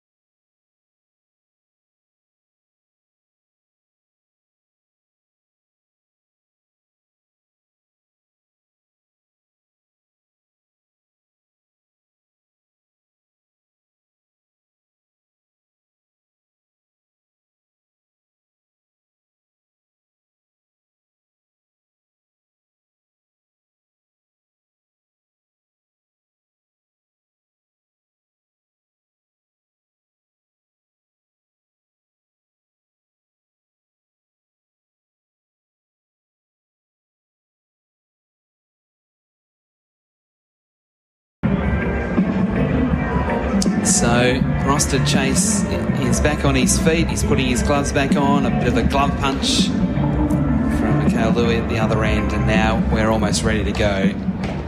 If you've just woken up and want to know the score, well, the West Indies started really well. They gobbled up the last 4 wickets very quickly. The Australians only adding 22 runs to their second innings before they were dismissed for 121. But the problem was Mitchell Starc took 3 wickets in his first over. 3! Hazlewood, and he comes, bowls to Chase, who is playing and missing. He's having a bit of a rough time of it, Roston Chase, out there at the moment. Yeah, life's not easy if you're a West Indian batter right now. That ball definitely jagging away, looking at the replay for Chemist Warehouse. A much better start from Josh Hazlewood in this innings. He just Struggled to control the movement under lights 2 nights ago. Just bowled 2 overs, but here, right on the money. Halfway through the over, 3 slips in the gully and a bat pad. Hazelwood past the umpire, bowls to Chase, who's jamming down that one on the bounce to head. It's very strange, the weather at the moment, because we are playing under bright sunshine, but as we look over the Headley stand, it's very, very dark. That's rain in that area. And then behind the ground, it's also very dark. But as we look out to where the weather comes from, it's actually quite bright. So we're in this channel of good weather at the moment. We're a bit fortunate. Still pretty bright, despite all the cloud cover. Not very bright in that West Indian dressing room. No. Chase waits. Hazelwood bowls. Chase down leg side again. Inglis putting on a bit of a show at the moment. He's flying down leg side again to take with 2 hands. He's been talking about practicing for the T20 series coming up. So Australia play 2 T20Is in Jamaica. So T20I players would have arrived or will be arriving, and many of these players will stay back here. But this is the best practice you can get. Absolutely. This is true centre wicket practice. With real bowlers and batters and test match scenario, test match to win. Last ball of the over here. Hazelwood bowling to Austin Chase. Still yet to score. Chase this time defends. Just blunts the ball down on the onside off the front foot. Over bowl, West Indies 3 for 5. That is on the Tyre Power scoreboard.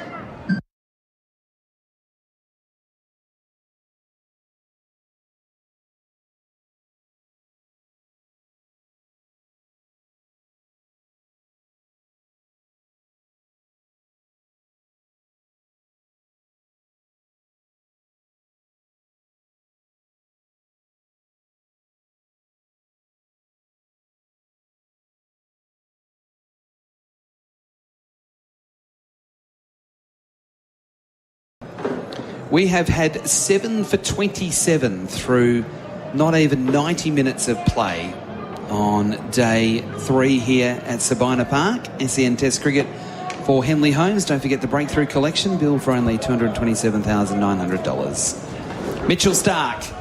In he comes again to bowl to Louis, and Louis hit on the pad, close out. There it is. Mitchell Starc, wicket number 400.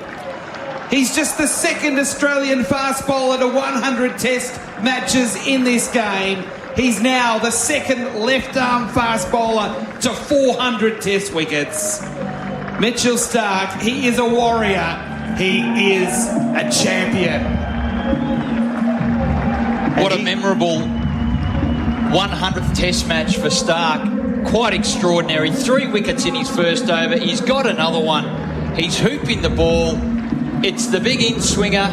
It's coming back. It's hit the back pad and blown it off. Pick that up on your way off the ground. I'm on fire, says Mitch Starc. Underappreciated. No more Mitchell Starc. He's had to deal with a lot over the last 14 years that he's just powered on through pain, through injury, through different captains and coaches. But this is why he is one of the best Australia has ever produced. Arguably the best white ball bowler Australia have ever produced. And in my opinion, he's in the top 5 of all time for them. He is an all-timer. He's a Hall of Famer in the making. And this has been a Hall of Fame worthy performance from him. Mitchell Starc, he's already 4th on the all-time wicket tally in Australian Test cricket. I mentioned just the 2nd left-arm fast bowler to reach 400 test wickets. The other one is a legend of the game, Wasim Akram. Wasim Akram just now 13 wickets ahead of Mitchell Starc. The rate at which he's taking wickets, he might go past him during the Ashes, but what a performance. Not one. It's uncomfortable when people talk about him, Mitchell Starc. He did his press conference about this 100th test and he said, I'm not enjoying this attention anymore. But when he has that new ball in his hand, how can you not pay attention? Whatever you're doing, you just leave that and you tune into the television or the radio or get yourself to the ground, because it's always a masterclass. It's a show that he's put on, And the West Indies in disarray here. He's got 4 for nothing. 4 for none of 2.1 overs. The West Indies 4 for 5.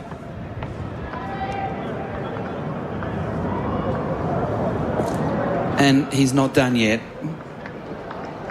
In he comes to bowl to Shea Hope. First ball, Hope. He's edging through the cordon. It went low. Inglis somehow got a glove to it. They'll come back for 2. That went very fast and very low.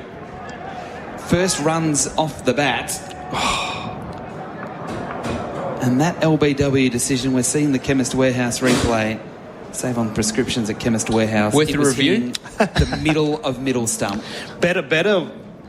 This one you could have reviewed more than the last one. Yep. What were they thinking? Anyway, that was Anderson losing his mind. That was the 5th ball of the first over. Starc's 2nd wicket. He then got King out for a golden duck. And has picked up Louis. The ball is hooping here. 3 slips in a galley and a bat pad. Starc again into bowl to Shea Hope. Hope's in on the pad. This is out. He's got him. Mitchell Starc has got 5 for none. That's right. 5 wickets. Done.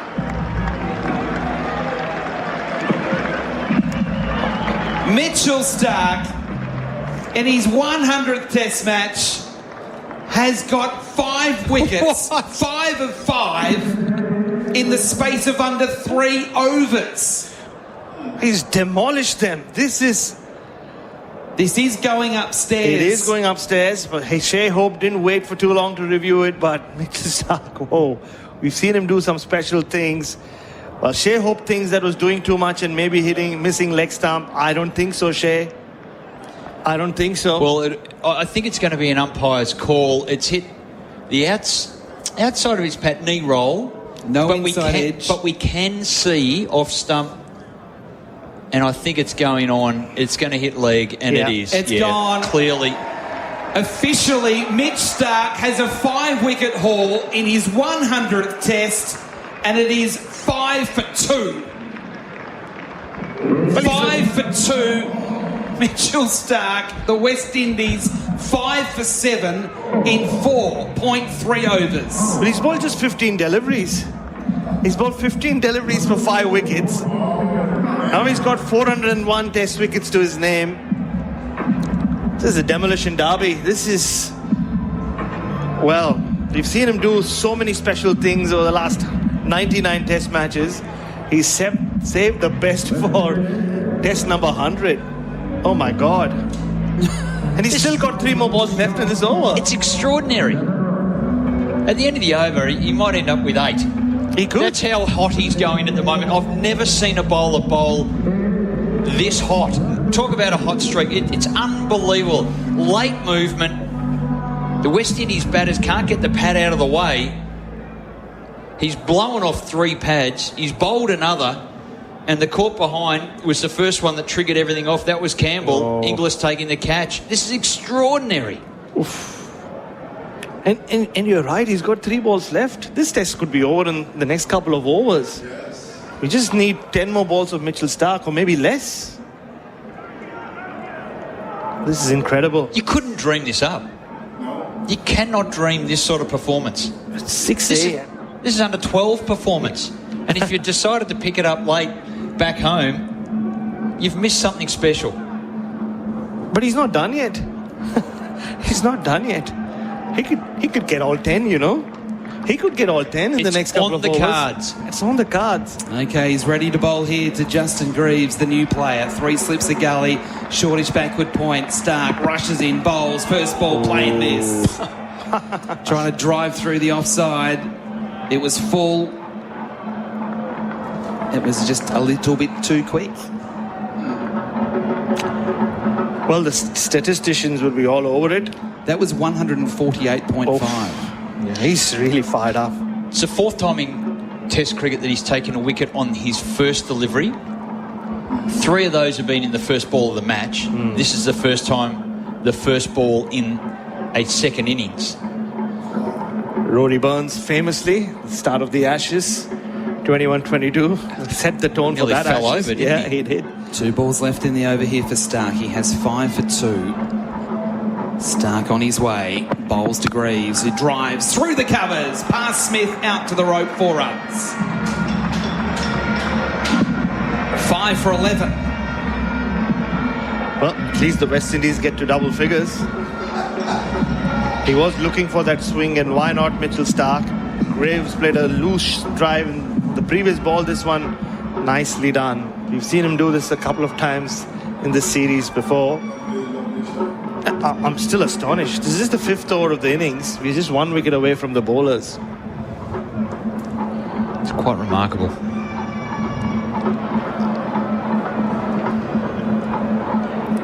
Last ball of the over. Starc on his way.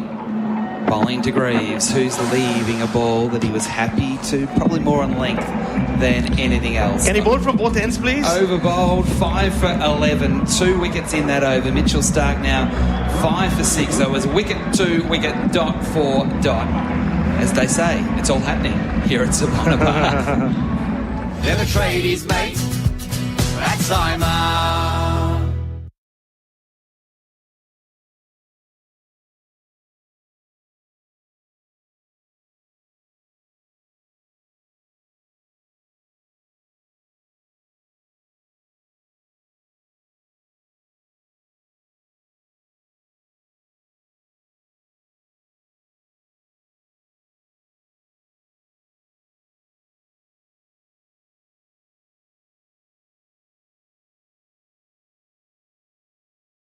Well, I've decided to go to Mo Bay this evening outside of the off stump. This is happening very quickly as Hazelwood comes in and bowls to Roston Chase, the captain. Hasn't scored as yet.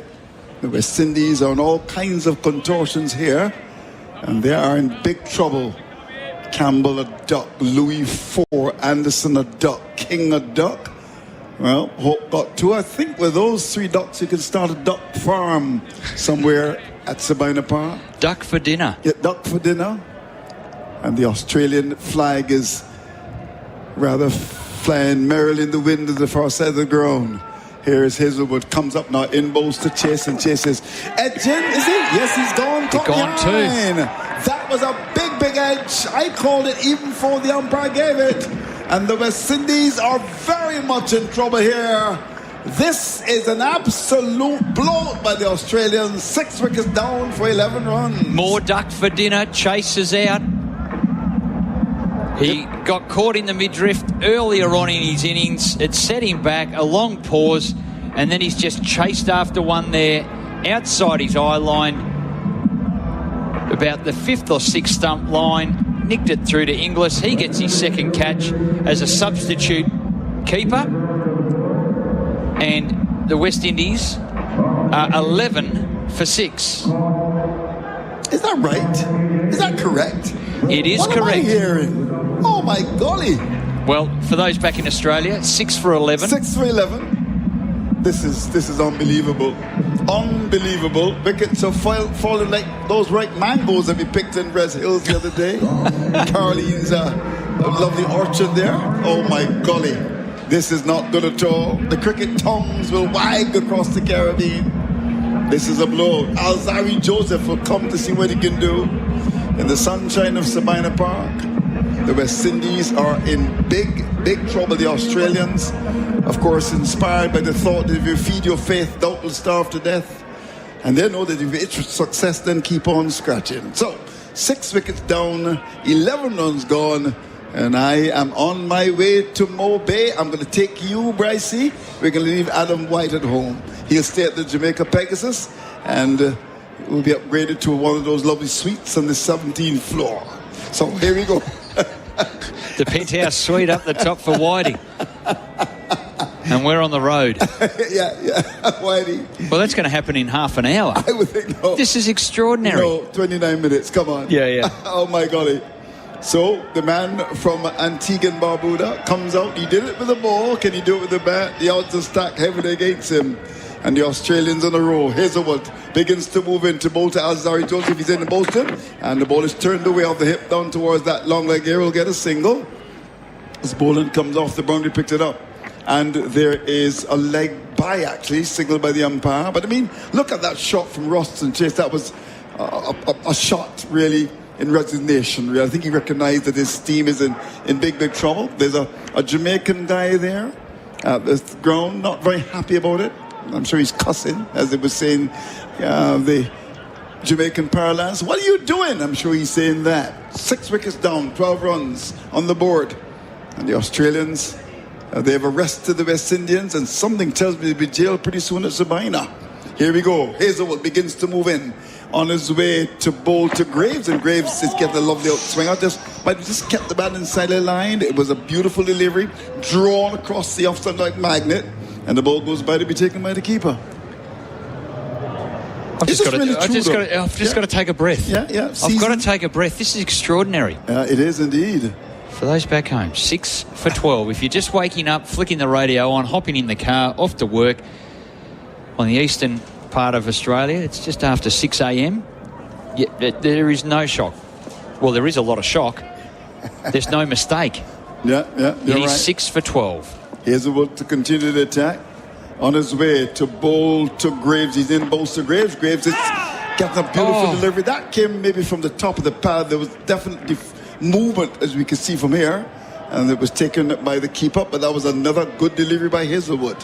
The fastest, this is from one of our SEN listeners through our text machine, 0433 98 11 16. Shano, the fastest 5-for in Test cricket by 4 balls. By 4 balls? Yep. Oh, it is. And we take that on face value. Shano, we have no reason to doubt you and your statistical analysis. Yep. Well, this is tremendous work from a champion fast bowler for Australia over the years. He's so great. And so the fine leg has come up. Scott Boland, sorry to cut you off there, Andrew. No problem. Just before they kick off this ball. Pat Cummins going, look, I might as well attack here. I think we're on top. So he's got a leg gully. There's no fine leg. Hazelwood comes up now to bowl to Graves, in bowls to Graves. Graves is steering the ball away from that off stump down towards backward point. And the over comes to an end. 6 for 12 is the latest score at Sabina Park.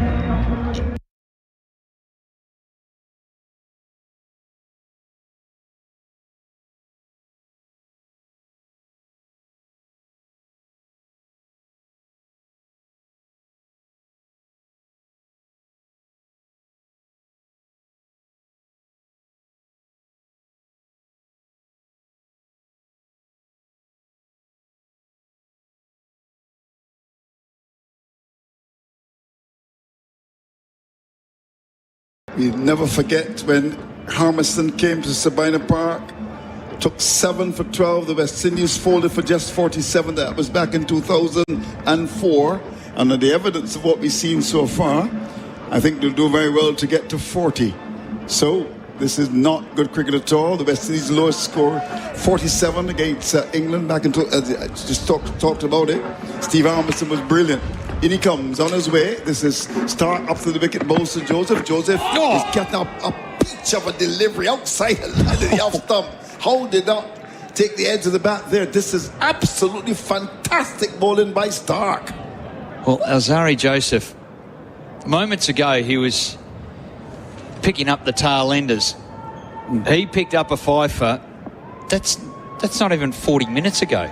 Yeah. And now he finds himself batting out in the middle, facing Starc. The score's 6 for 12. And a ball that looked like it was swinging back in and then seamed away. This is a genuine cauldron out there at the moment. Yeah, he comes up again on his way, goes past the umpire, Starc bowls to Joseph. Joseph gets the ball, it's a bit wider, allows the ball to go by to be taken by the keeper. But of course, the lowest all-time Test score, 26, New Zealand back in 1955.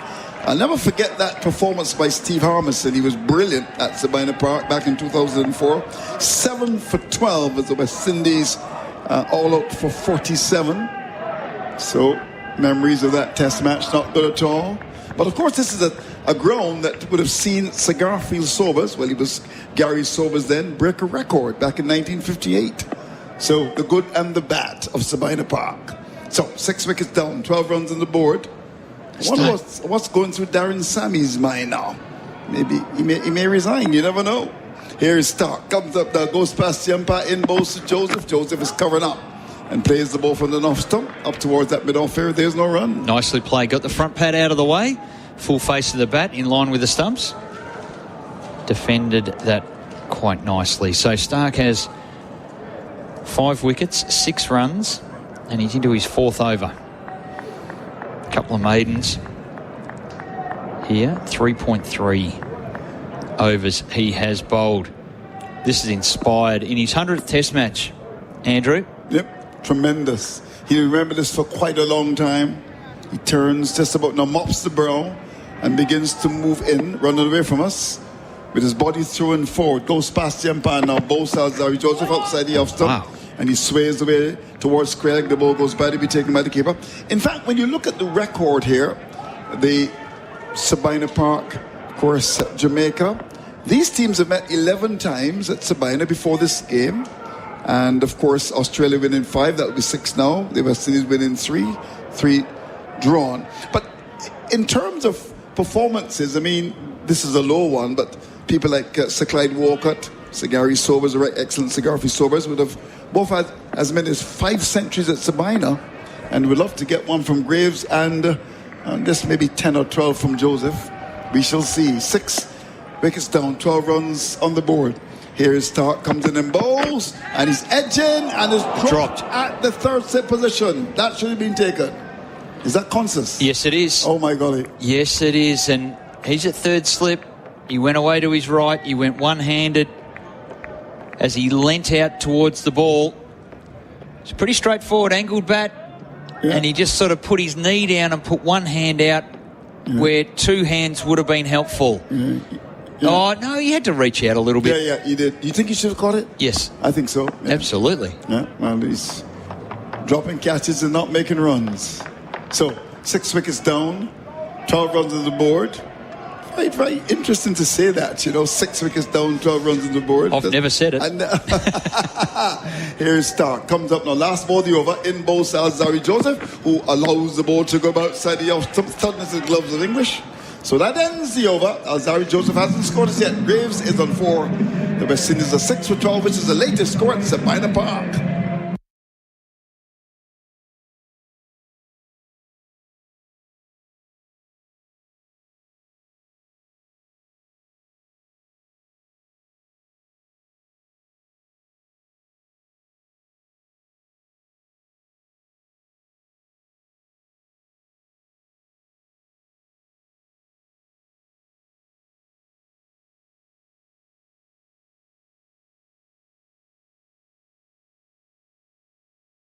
All right, so 6 wickets down, 12 runs. No doubt it's going to be Hazelwood to continue. He's been brilliant as well. This combination has served Australia's cricket with distinction over the years, worthy of commendation. And they've got a lot still left in the tank.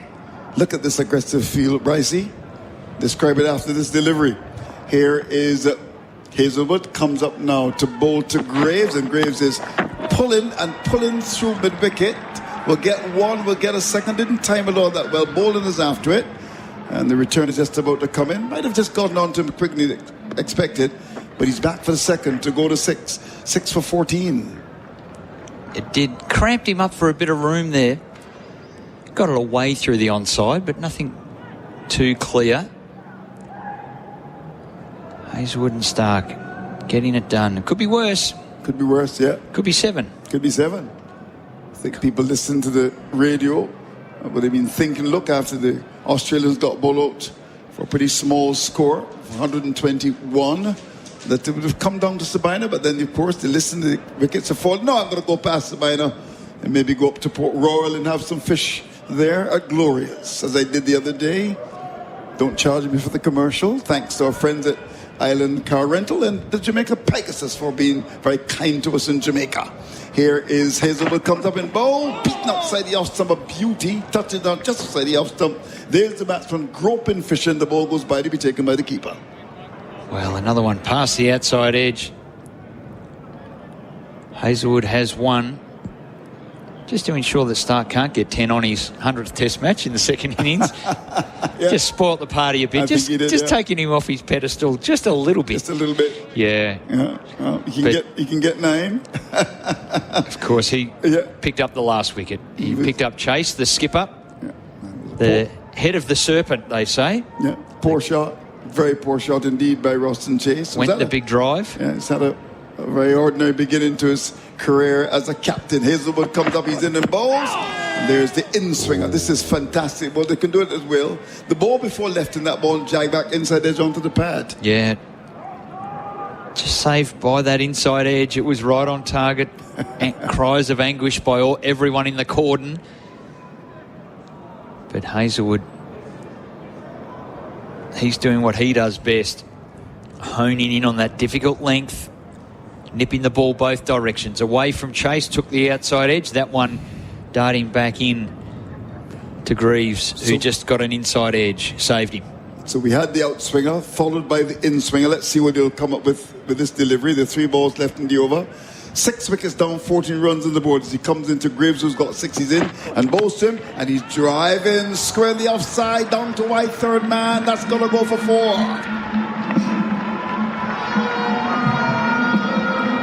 Pitch outside the off stump, reached for it, and it's gone square in the offside. He's gone to 10 now with that shot. He did, went the big drive. Not in the middle of the bat, bit outside edge-ish as he opened the blade and wanted to hit it through covers, and it went between the gully and the point down to the boundary for 4. So he's willing to fight fire with fire, and he's batted well, to be perfectly honest. Excuse me. Greaves has been really good. He's shown enough. Remember the knock in Barbados when he got 30 odd? He batted well. He's gone to 10. And now the backward point, well, there's a short point in now as Hazelwood comes up now in bowls to Greaves, and Greaves is coming onto the front foot, a different length, a different line on the middle stump. He flicks it wide of mid on. There's no run. He's kept on 10. And the West Indies with 1 ball left in over. Number 8, I'll say this slowly. They've lost 6 wickets and there are 18 runs on the board. Could Greaves pull off a miracle here? You reckon? Well, could something happen like that? We've had a phenomenal start to the innings. Yeah. The target was 204, and that's, all things being equal, that's achievable. Yeah, but I think if he does get the West Indies team home, and that sounds as unlikely as Adam White becoming Prime Minister of Australia. 6 wickets. He's popular. He's a very popular, but not that popular. Hazelwood comes up, he's in and balls outside the off stump, and there's the batsman fishing and flirting again. That's Greaves. The ball goes by to be taken by the keeper. So this will be very popular news for the Australians. 6 wickets down, 18 runs on the board. That's the latest score at Sabina Park.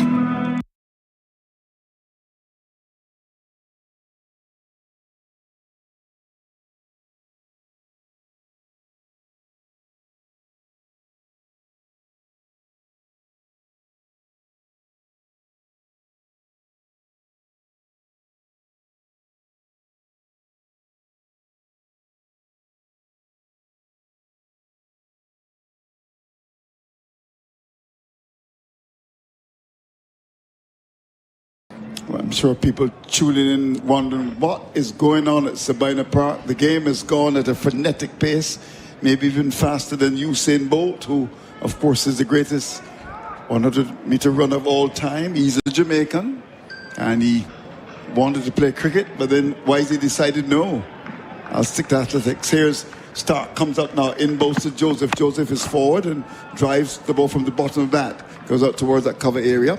So at the start of the day's play, interesting, people were getting all excited with the West Indies doing pretty well yesterday evening, 99 for 6. First ball of the day, Green, he was gone bowled by a fantastic delivery from Shamar Joseph for 42. Cummins got 5, Boland 1. Hazelwood, well, bowled for 4 and 22 runs scored, 4 wickets going down. So 121 all out, 204 the target. But things have happened and happened quickly as we head towards the break on the 3rd day of this scheduled 5-day test. Here we go. As Starc begins to move in to bowl to Alzari Joseph, and he is beaten outside the off stump. A nothing shot trapped in the crease. The ball flies outside the off stump, taken by the keeper. Well, the West Indies scorecard reads like an Australian telephone number. 0400 Yeah. 0210 0. That's what's happening at the moment. And it is a phone number. It is a phone number. All single digits until Graves is 10 at the moment, 10 off 12. Yeah. Well, if you call the number, I think all you should do is just leave a message. I won't answer as a West Indian. Just leave a message. I'm sorry, I can't take your call. Whose number now. is it in Australia? Would it be the coach's number? Yeah, I think so. Yeah. As if say, I can't take your call now. 6 wickets down for 18, and Starc begins to move in. On his way again, he's been brilliant. He's up to the wicket. Bowls Alzarri Joseph, who's on the back foot, squeezes the ball away into the onside. Down to that forward short leg position, there is no run. And in terms of the West Indies, they did pretty well this morning. The Boland has been good. Shamar Joseph, 13 overs, 4 maidens, 4 for 34. Alzarri Joseph, the best I've ever seen him bowl. Indeed. 12 overs, 5 maidens, 5 for 27. He bowled with tremendous aggression. He was on fire. And then the man who's bowling now has been also on fire as well. He's now in his 5th over, and he already has 5 wickets for 6 runs, 4 overs and 3 balls in his 100th test. And when he got Louis, he'd gotten 400 wickets in test cricket. Wonderful start as he begins to move in again to bowl to Alzarri Joseph, and to this delivery wildly off stump, taken in front of first slip. Yeah, he's pushing it out, and Starc is tired. He's into his 5th over, and he's not getting through his action. It is stifling out there. The sun has once again come out. Adam White mentioned maybe about 15 minutes ago when he was on that the clouds are coming in. It's burnt off now, and it doesn't look like there'll be any rain anytime soon. And it is now fiercely hot. Humidity has got to be in the 90% range. Yeah, one would think so as well. So Starc is just struggling a bit, pushing that one wide outside the off stump. So this could be his last over, I think. I think so. Yeah. He doesn't want to let go of the ball. I can assure you, he's putting everything into it. But sometimes the tank gets empty. Yeah. He's got 5 for 6. Maybe have a little break and bring him back. Yeah, but he's been brilliant. There's no question about that. Hasn't he just? Yeah. One of the greatest left-arm fast bowlers of all time. Of course, you've got Wasim Akram. In he comes, Starc, he's in and bowls, banged in short, and Joseph allows it to go by, to be taken by the keeper. Of course, this is Alzarri Joseph, there's Shamar Joseph in the side. Well, Alzarri Joseph practices a pull shot then, and it's a lot easier with the ball not there, I can assure you. Yeah. And the other thing too, Bryce, is that the modern day West Indian batsman is not a hooker or puller.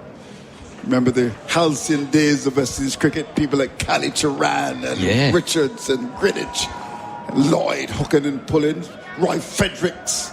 Oh, they all took it on, didn't they? Oh yes, they took fast bowlers on. And it's my view that if they don't play fast bowling well, they're not going to be doing well in cricket, because all the teams, they've got fast bowlers now, and they're going to come at you. They're going to be aggressive. He decides to go round the wicket now with the last ball of the over. This is Starc, comes up now, he's in. Bowls Alzarri Joseph, who's forward and drives. And the ball comes from the outer portion of the mat, goes down towards that gully area to end the over. At the end of it, 6 wickets down for 18 runs. That's the latest score at Sabina Park, where the West Indies.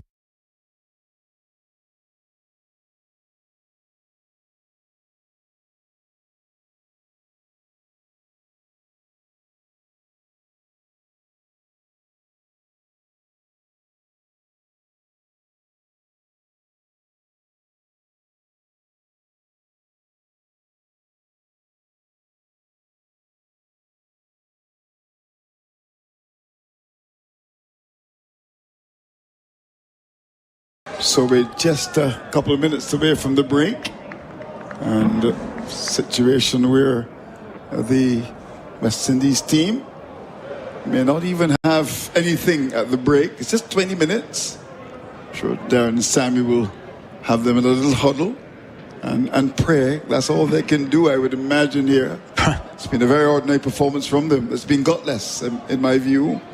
Here is Hazelwood, comes up now, in bowls to Graves, and Graves is playing a loose drive outside the off stump, really flirting with danger there, and the ball flies through to be taken by the keeper. That was a get-out shot, really, for one case to describe it like that.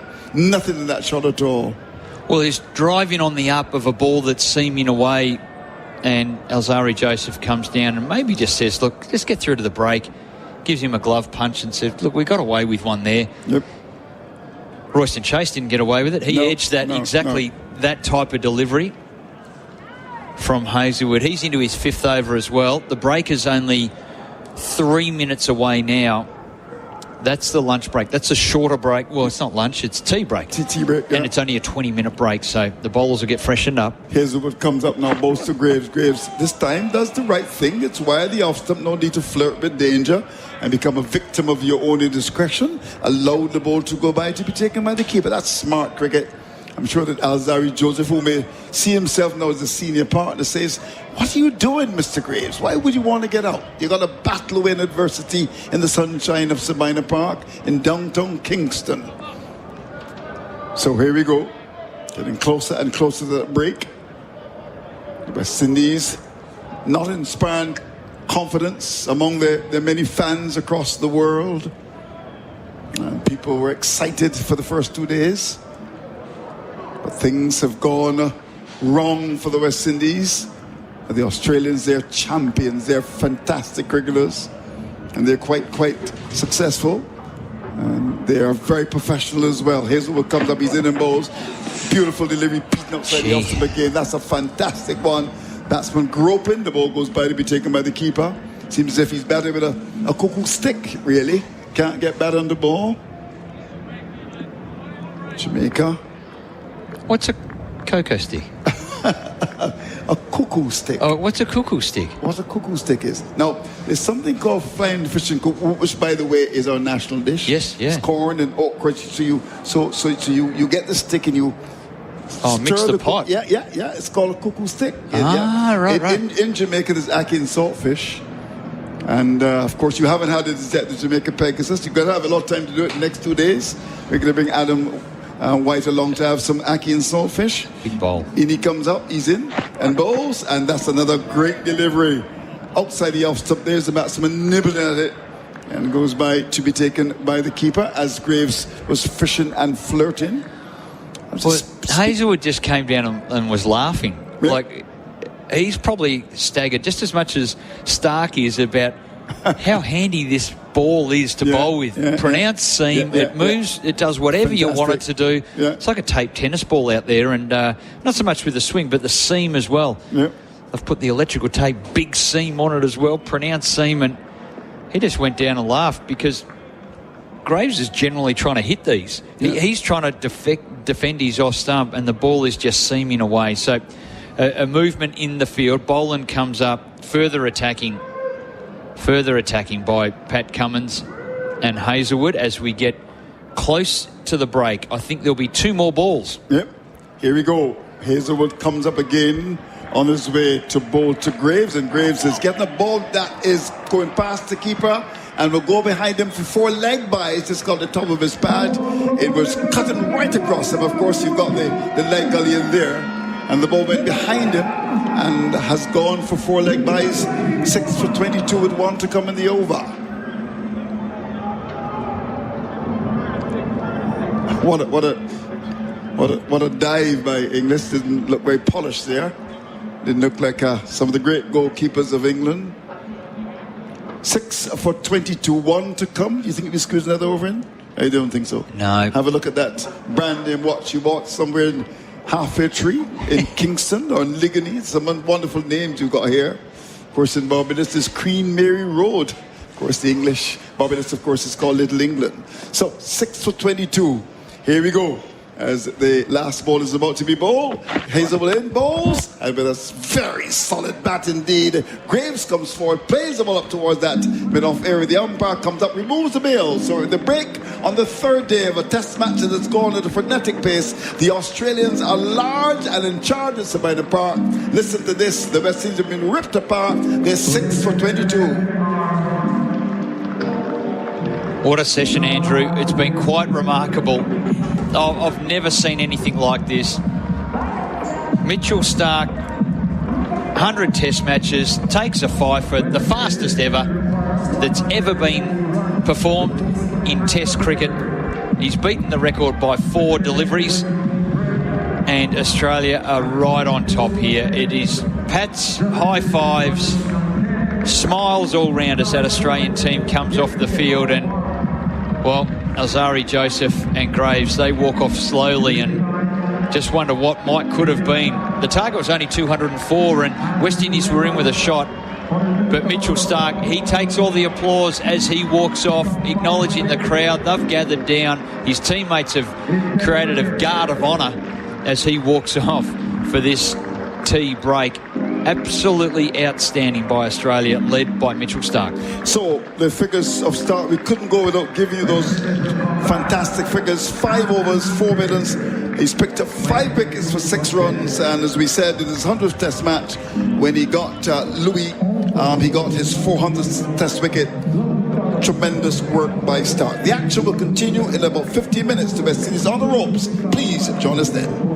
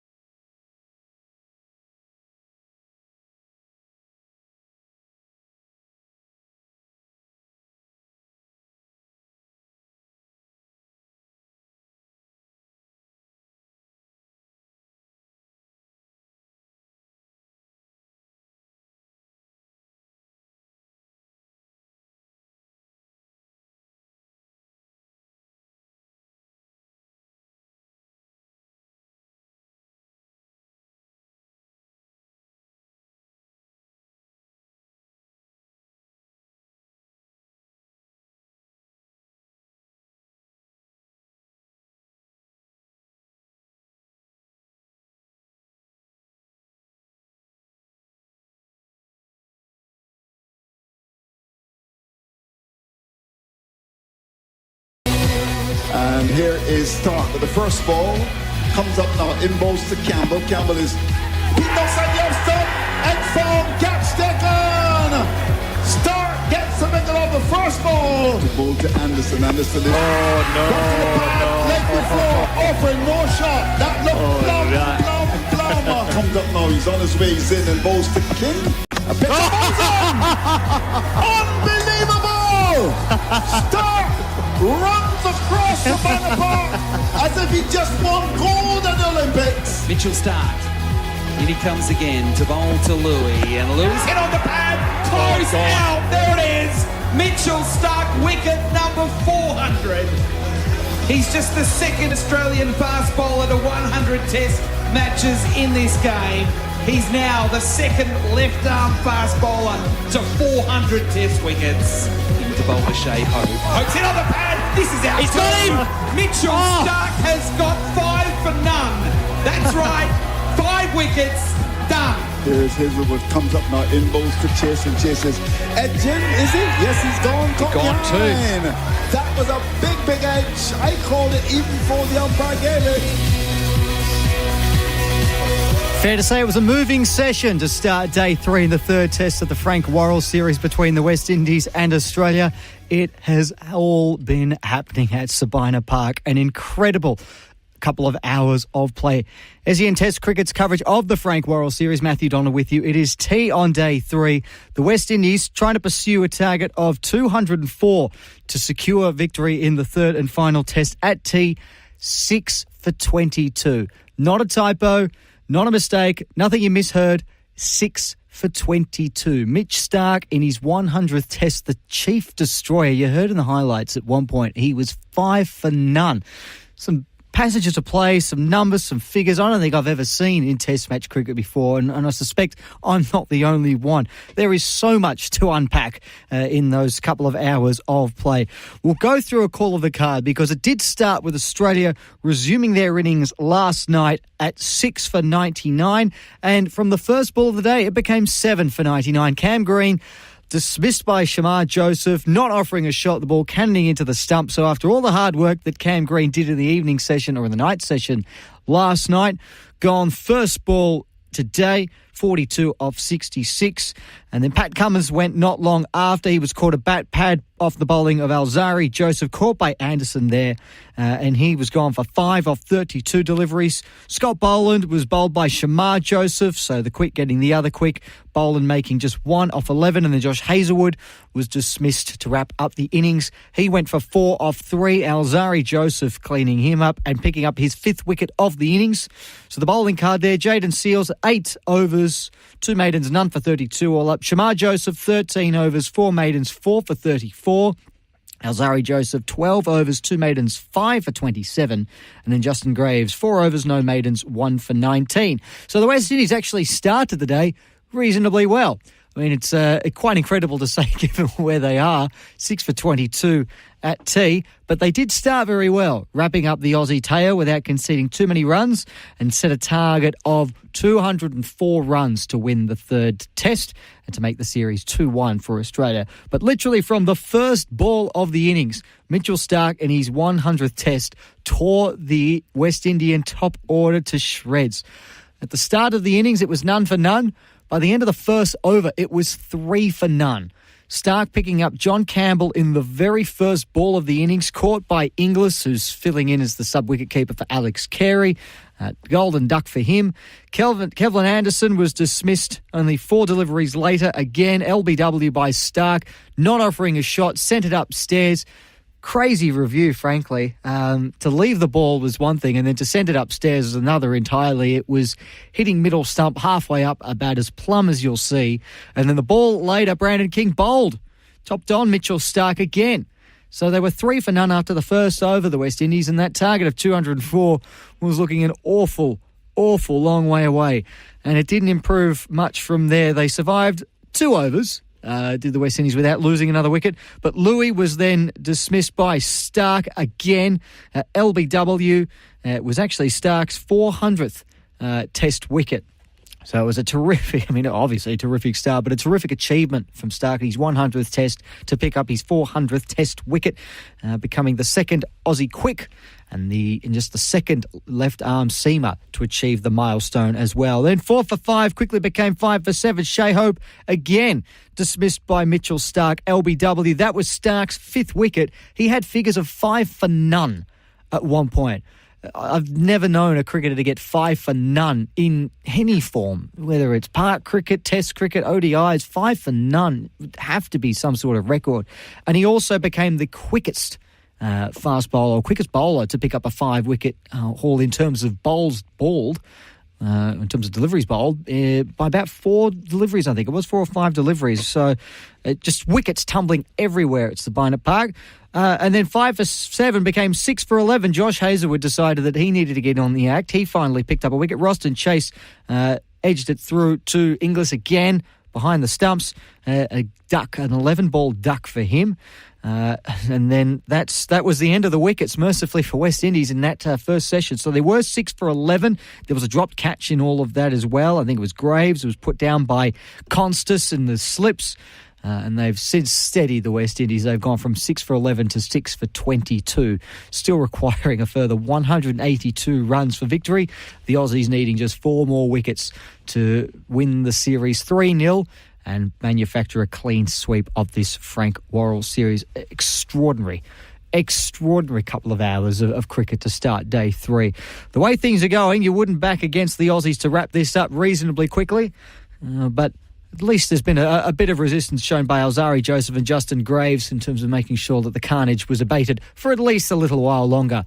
And they've gone through only 6 down, I say only, at this stage, 6 for 22, so requiring a further 182 runs for victory in this third test. The Aussies, the more likely victors from here, needing just 4 more wickets to secure a clean sweep of this Frank Worrell series. We'll take a break here on SEN Test Cricket. It is tea on day 3.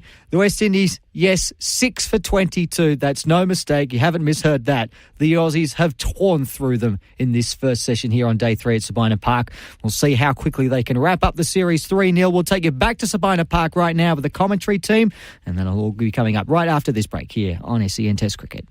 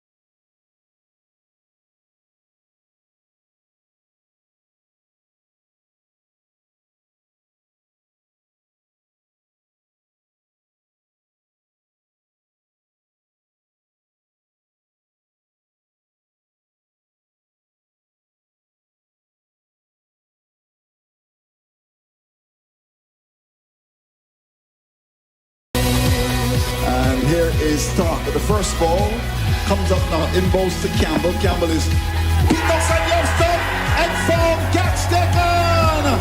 Starc gets the wicket on the first ball. The ball to Anderson. Anderson is leg before, offering more shot. That looks plumb. Comes up now, he's on his way, he's in and bowls to Kim. A pitch bowls on. Unbelievable! Starc runs across the Savannah Park as if he just won gold at the Olympics. Mitchell Starc. And he comes again to bowl to Louis. And Louis hit on the pad. Close out. There it is. Mitchell Starc, wicket number 400. He's just the second Australian fast bowler to 100 test matches in this game. He's now the second left-arm fast bowler to 400 test wickets. To bowl to Shea Hope. Hope's hit on the pad. This is out. He's got him. Mitchell Starc has got 5 for none. That's right. 5 wickets. Done. There's Hazelwood, comes up now, inbounds to Chase, and Chase is edging, is he? Yes, he's gone. Gone too. That was a big, big edge. I called it even before the umpire gave it.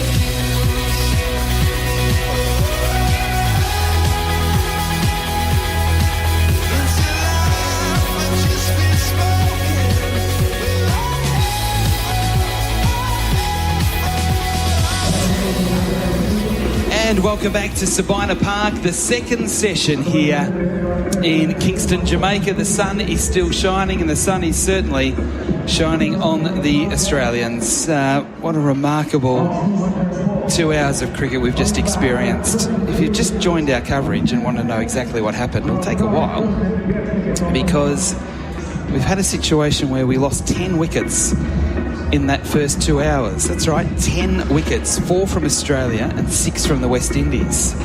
The West Indies to resume here at 6 for 22. Mitchell Starc at one point had 5 for 2. He took the first 5 wickets and he was unplayable. And he looked a bit tired towards the end of his spell, but he's decided that, no, I'm okay, I'm ready to go again. So after the 20-minute break, he wants more wickets, and why wouldn't he? So we're still on potentially for a record for the lowest ever test score. And there's also a possibility, and more realistic possibility, of the lowest ever test score from the West Indies. Bryson McGain, as you rejoin me, it's still hard to comprehend what was going on there, because we had Mitchell Starc in line for a hat-trick, Mitchell Starc in line for 400 test wickets, Mitchell Starc in line for and getting the fastest 5-wicket haul in the history of test cricket. We had Mitchell Starc in line for potentially the best figures of all time. It was unbelievable. It was just amazing. You just couldn't dream it up. Fast. Yeah, it did. And it was nearly as quick as how fast the Australian innings wrapped up as well. They lost their last 4 wickets earlier today for 22. And then West Indies have lost 6 for 11 at a point in time. Could have been 7 if Starc, first ball of the session's wild outside off stump, and it is left alone. Brad Sundaresan, you've had some time to digest what you've experienced as well over the 2 hours. We're just talking about everything happening so quickly and so many potential milestones, hat-tricks, 400 test wickets, fastest ever 5-wicket haul in the history of test cricket, potentially the lowest ever scoring test cricket from a team. All these sorts of things were going on at the one time. They were. I mean, what a morning to be a stats person. You're on a high before you had your first rum punch. You know nothing about that, Adam White. No. Starc again on the runway. Bowls, and it's tucked away. Oh, just short of Travis Head at bat pad. And Alzari Joseph pushes through for a single, but he was nearly out also without scoring. And Starc nearly did have wicket number 6. Just to Travis Head's right, so no, just couldn't get his fingers under it. It was wide enough from him. So West Indies now 4 runs away from avoiding ignominy. It's been an embarrassing afternoon from a batting perspective for them, after the bowlers had shown so much pride and spirit and giving themselves what we thought was an outside chance at best. But yeah, we built a good case. Oh, we built a great case.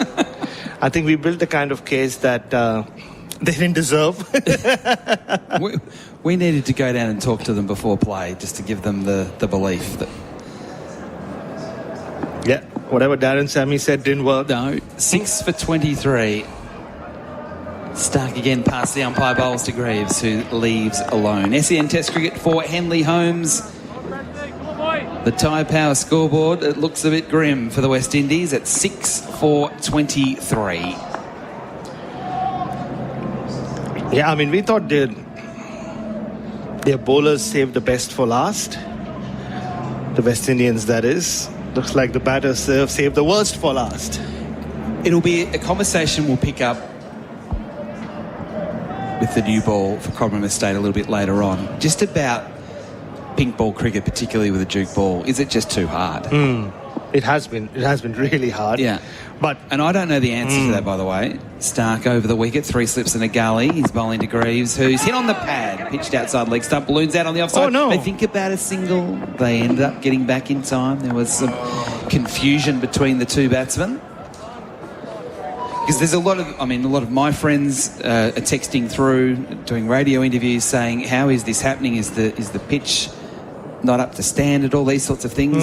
It's got nothing to do with the pitch. I mean, I think just at least what the mayhem, the chaos we witnessed in the last half an hour or so, or 1 hour or so since West Indies commenced the batting, it's very simple. It's a batting quality which is not of test quality, a batting lineup not of test quality against a very high-class pace attack. What else do you expect in very difficult conditions with the pink ball? Greaves on strike, he's on 10. Starc bowls, Greaves squared up, defending away on the offside. So just not competitive.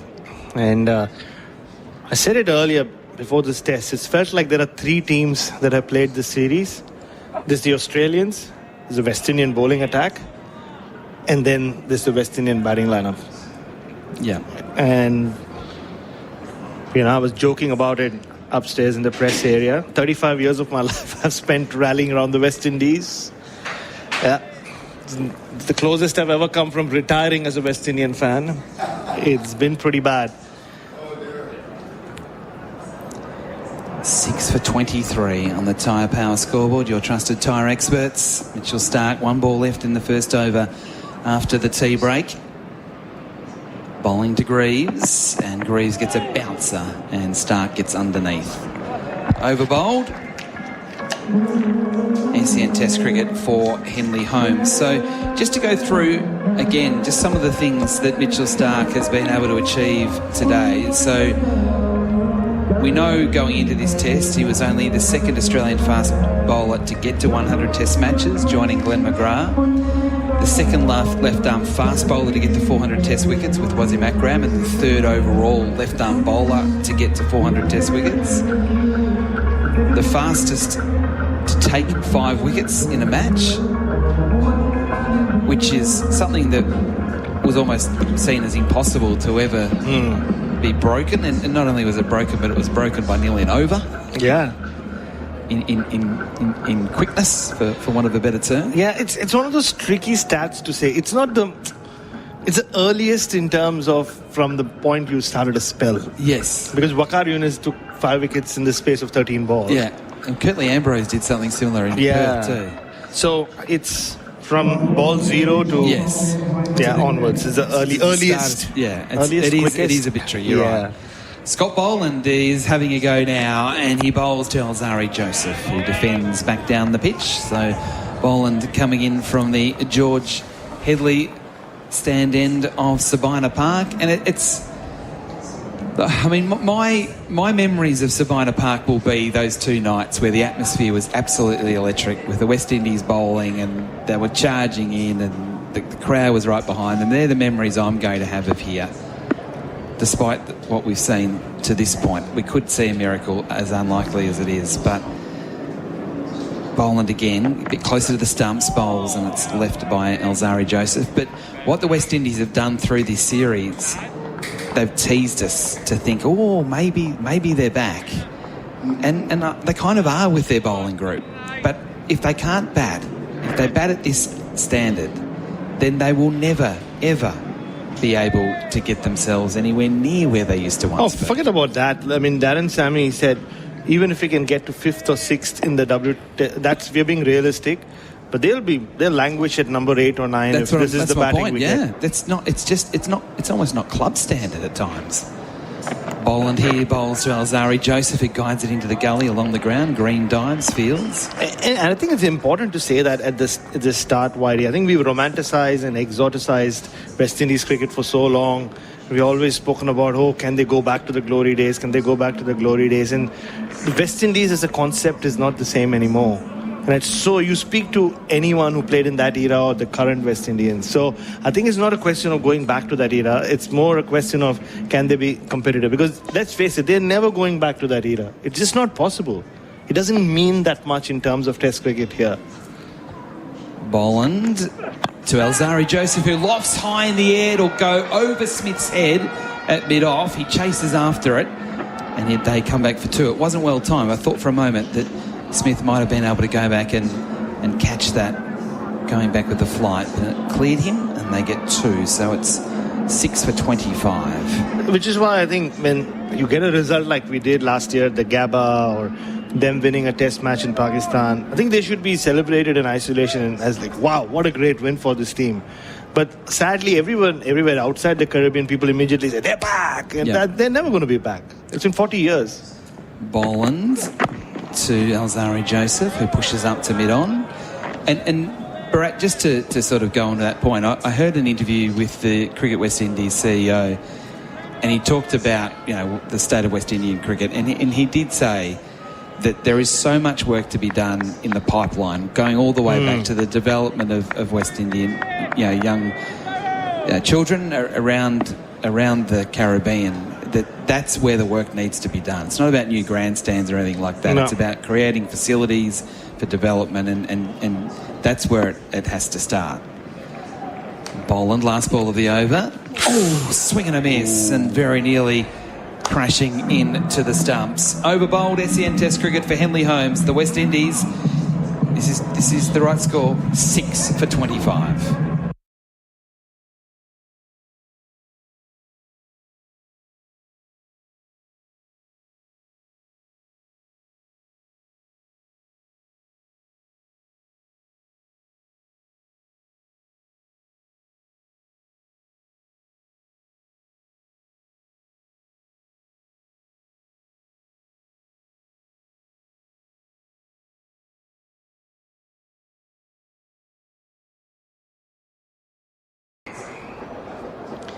SEN Test cricket for Henley Holmes. The West Indies have been batting for 12 overs and it's 6 for 25. What a recovery it is from 6 for 12 or 6 for 11. Things are going so fast. When Mitchell Starc took his 5th wicket, I thought it was 5 for none. Yeah, it was, and then, there was the edge. It was because they couldn't put bat on ball. And the 2 runs was an edge. 3 slips of gully, Starc bowls, and it's driven hard straight up to Smith, who's halfway to the fence. He's able to knock it down, and they run through for a single. That was hit that hard. Smith was halfway to the fence, and it knocked him over, and he didn't want to use that hand that's got the issue with the finger. Yeah, I think he's in a bit of pain there. I think he might have copped a blow on that pinky finger. He just stuck his tongue out. He's in a bit of pain, and Steve Smith is smiling. And batter was in at the end, Graves. So just looking at the Chemist Warehouse replay screen, it definitely did hit his right hand. He still has that splint on, doesn't he? Starc over the wicket, bowling here to Alzari Joseph, who gets a bouncer and he gets underneath. So it looks like they've got past the first milestone, which was the lowest. Is it 26? 26. So it's tied at least. Then it's 47, which is the lowest West Indian Test score in history. They're not even halfway. Yes, they're just over halfway. Get there. We've seen this before. India 36 all out at the Adelaide Oval. Right. That was a different kind of collapse. That was a pink ball too. Big ball, yeah. In the daylight. In the daylight. India were in a position of strength that afternoon when play resumed. And obviously again came back famously to win that series. A leg slip now in play. Starc to Joseph, and Joseph inside edge onto the pad, just drops at his feet. Got caught on the crease. Travis Head chases after it. Sam Constas came in from third slip. They always had a race to see who could get there first. Travis Head won. For a while there, you felt like Mitchell Starc could finish this game in 2 overs. Or what he picked up his 4th and 5th wickets in his 3rd over. You felt like one more over of Starc and we'd be done before the tea break. Yeah. So these two have not only put 15 runs on the board, they both faced 23 balls, so which counts as resistance. Based on, Kevin Anderson has a smile on the face, so that's good to see. After the debut that he's had to endure. Mitchell Starc again bowls to Joseph. Edging, and Constas puts it down. Oh. Got 2 hands to it, and then went through his hands and stayed in the air, and he haired after it and couldn't hold on. That's the second one he's put on Sam Constas. He's had issues with his bat. Averaged 8 in this series. So much conjecture about his future or immediate future. And that's the second catch he's dropped. He does not look like a natural slip fielder to me. So he went. The other one was at least wide to his right. This was, and the fact that he put both hands and he just hit his right hand and just bounced off it. He's not having a good time, Sam Constas. He was never catching that. Nah. He went hands up, but it was at head high. He had to have the hands in the other direction, if that makes sense. Try and catch it the way Ricky Ponting would catch it, with the fingers up. He's gone. Anyway, I'll explain more after this ball. I didn't do a good job of that. Starc bowls, and Alzari Joseph is beaten again. So he's tried to have. How do I explain this? The way he's got his hands, he's trying to, at head high, go at it like he's got his hands lower. He's got to go that way. I know we're on radio. No, I know. This is great radio. But but there is a camera in every radio box these days. So if you're really interested, reach out to the SCN producer and you know what Adam White was talking about. But no, I think it was such an unnatural slip fielder. That's not how slip fielders react when a ball goes to their right, especially a third slip. No, it's just totally unnatural. Yeah, and Mitchell Starc, grimace on his face. Happy. It's the second time he's been let down by Constas this afternoon. Yep. Last ball of the over. He bowls a bouncer. Hey. Doesn't get up as much as what everyone thought, but Joseph was able to get underneath it. Over bowled. I'll try and explain again what he should have done. 6 for 26. Tie power scoreboard.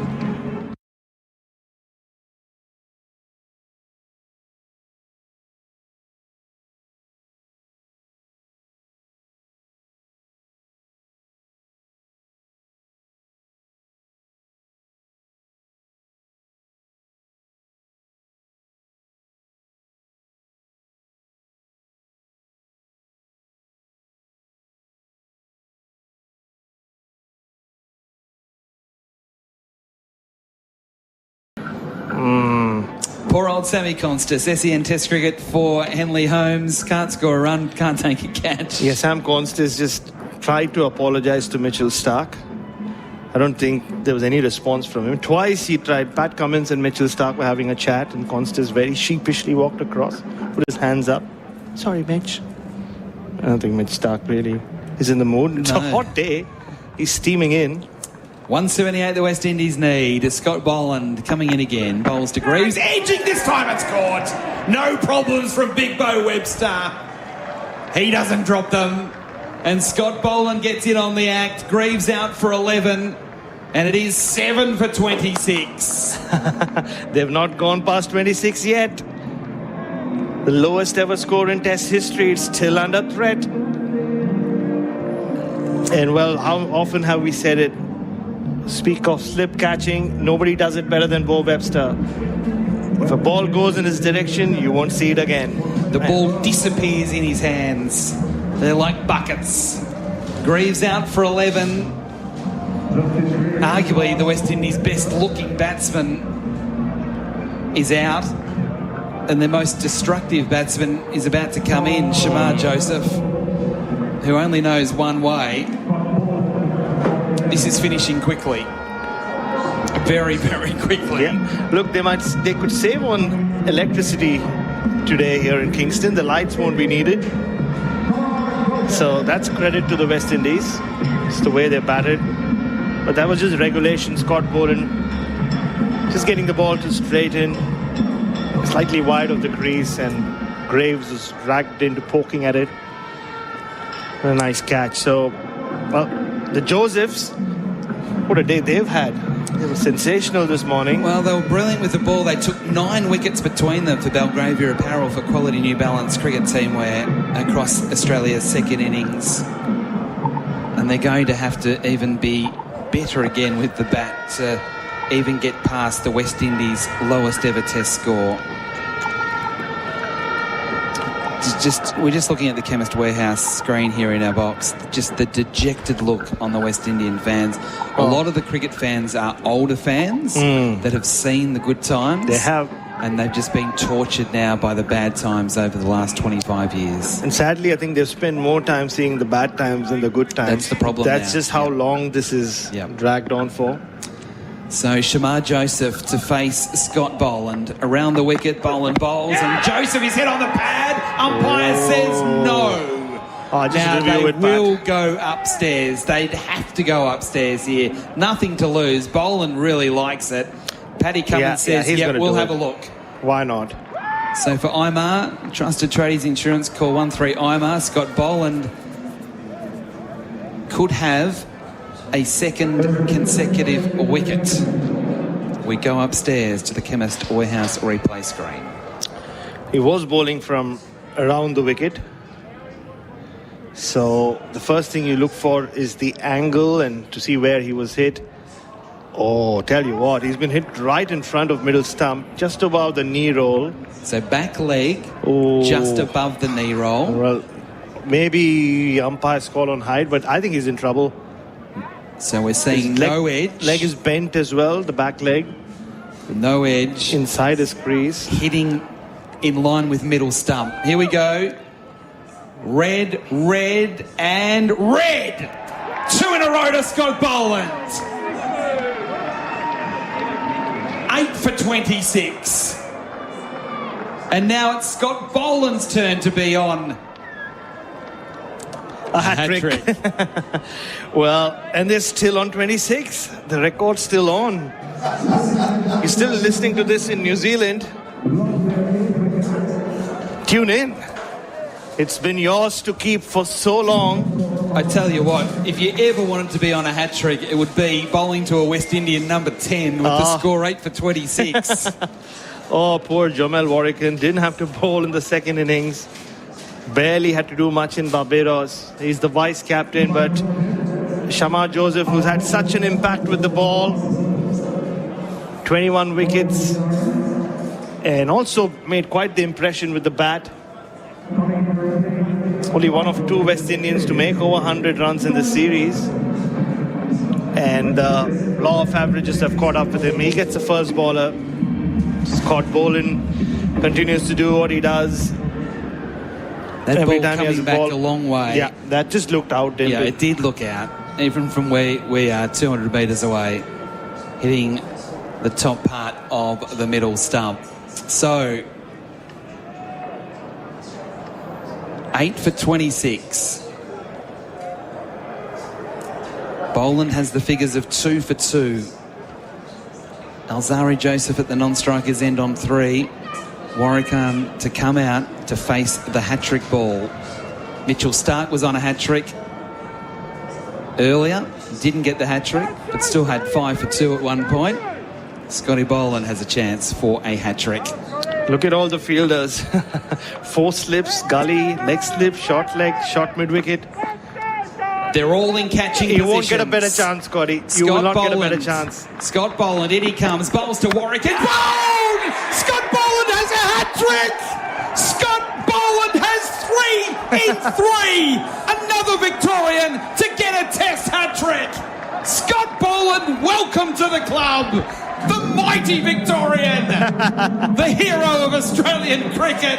He takes wickets for fun. He's got 3 in 3, a test hat-trick. Well, just build him a statue at Sabina Park, why not?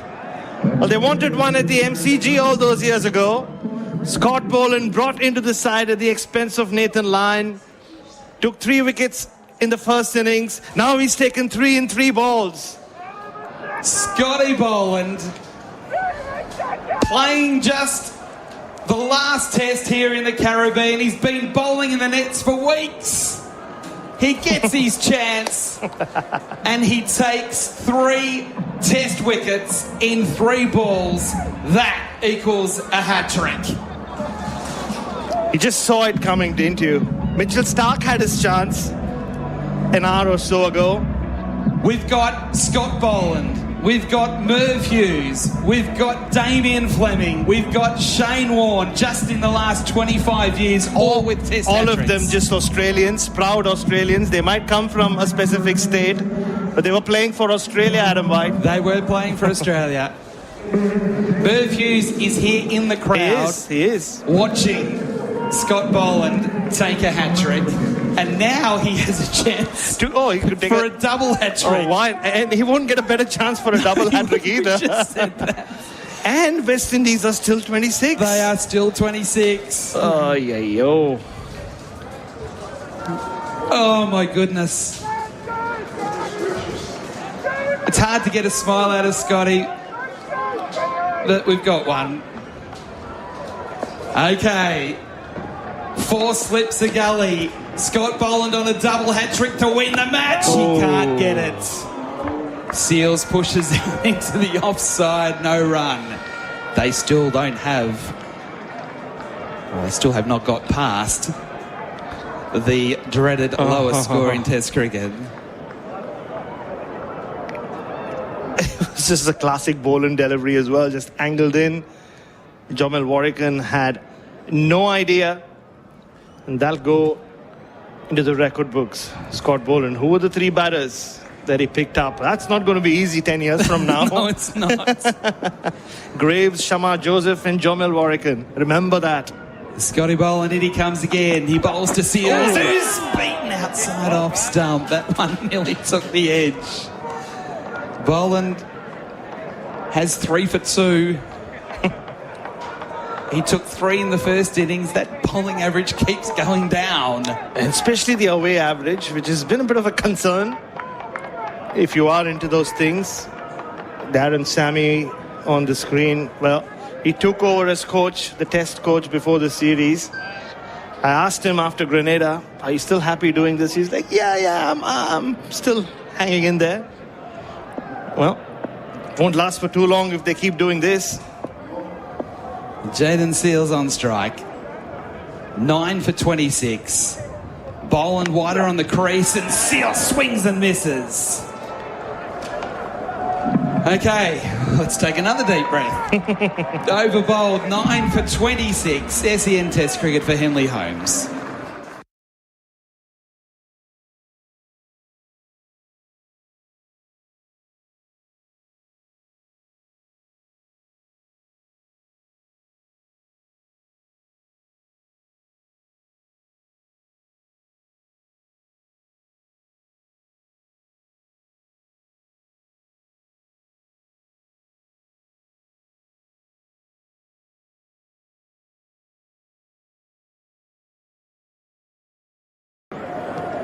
SEN Test cricket for Henley Holmes.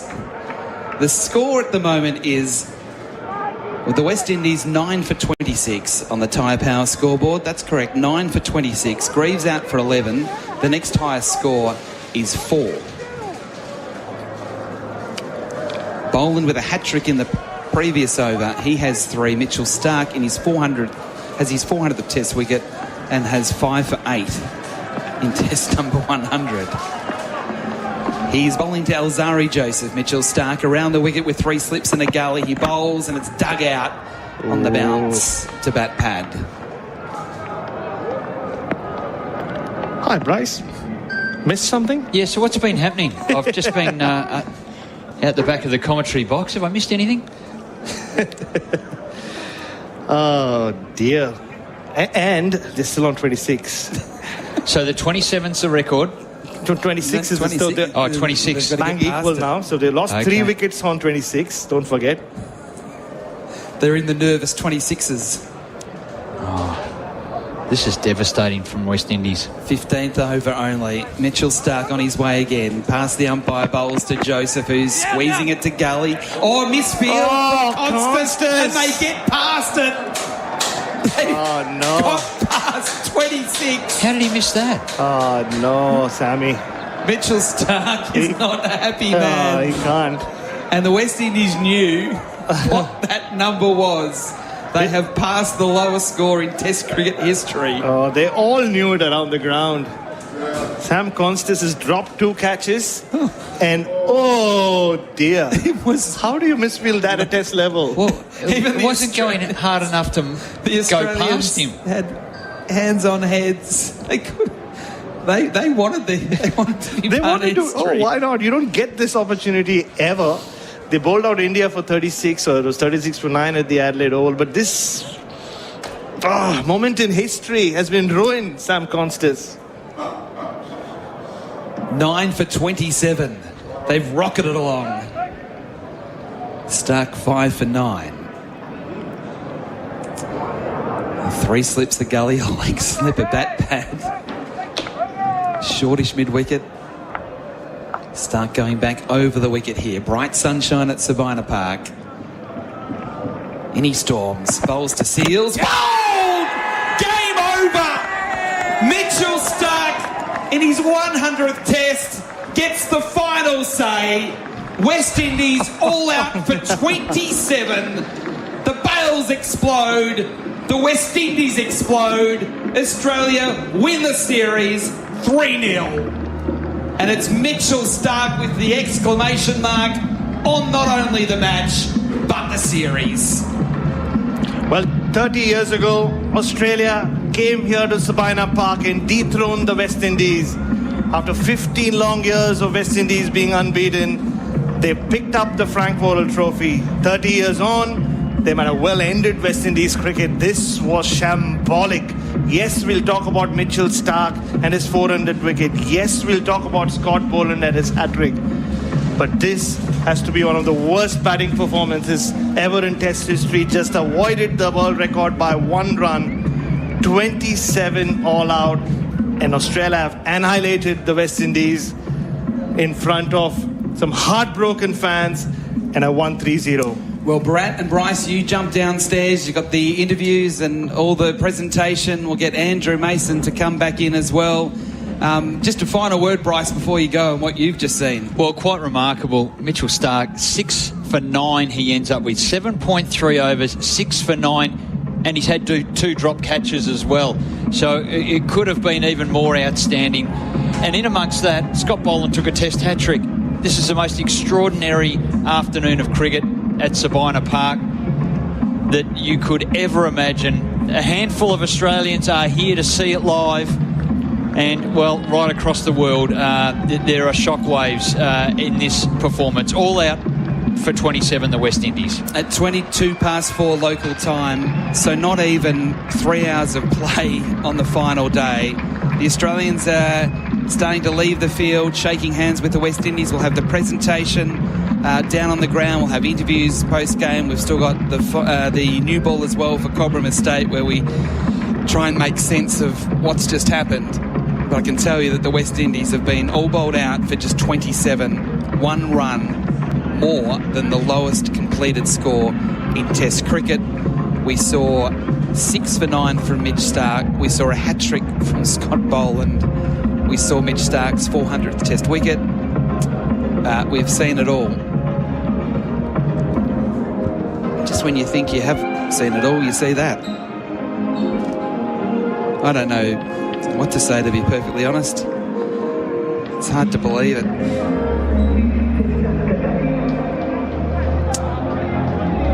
What I'll do, I'll go through the batting card for those that have just joined us.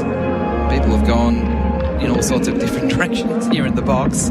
So Australia batted first, made 225. In reply, the West Indies made 143. And then Australia were bowled out today for 121. They resumed at 6 for 99 and they lost 4 for 22. And you kind of thought, well, maybe the West Indies were a chance. But the West Indies were bowled out for 27.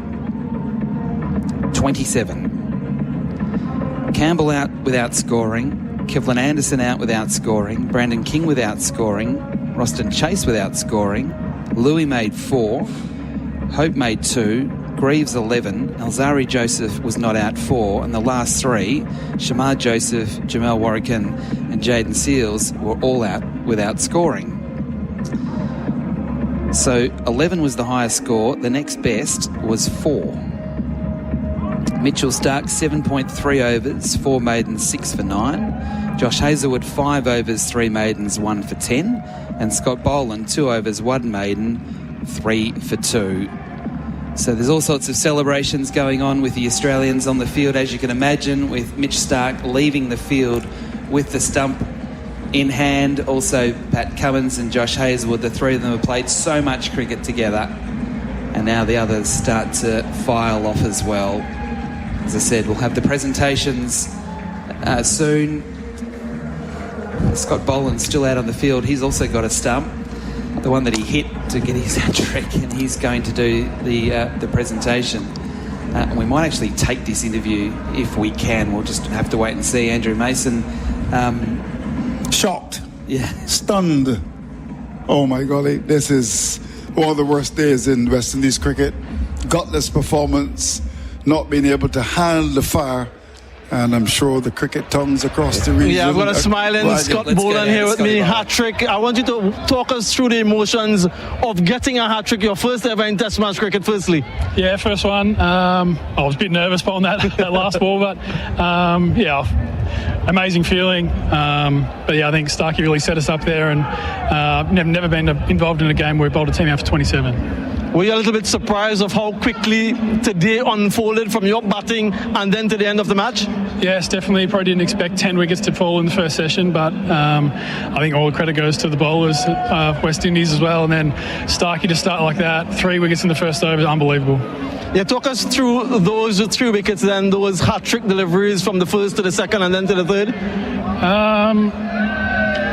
What was the first one caught? I was just trying to concentrate and keep putting balls in good areas. I probably felt like I started a little bit slow from that end yesterday. So, happy to start off well and get a couple of wickets.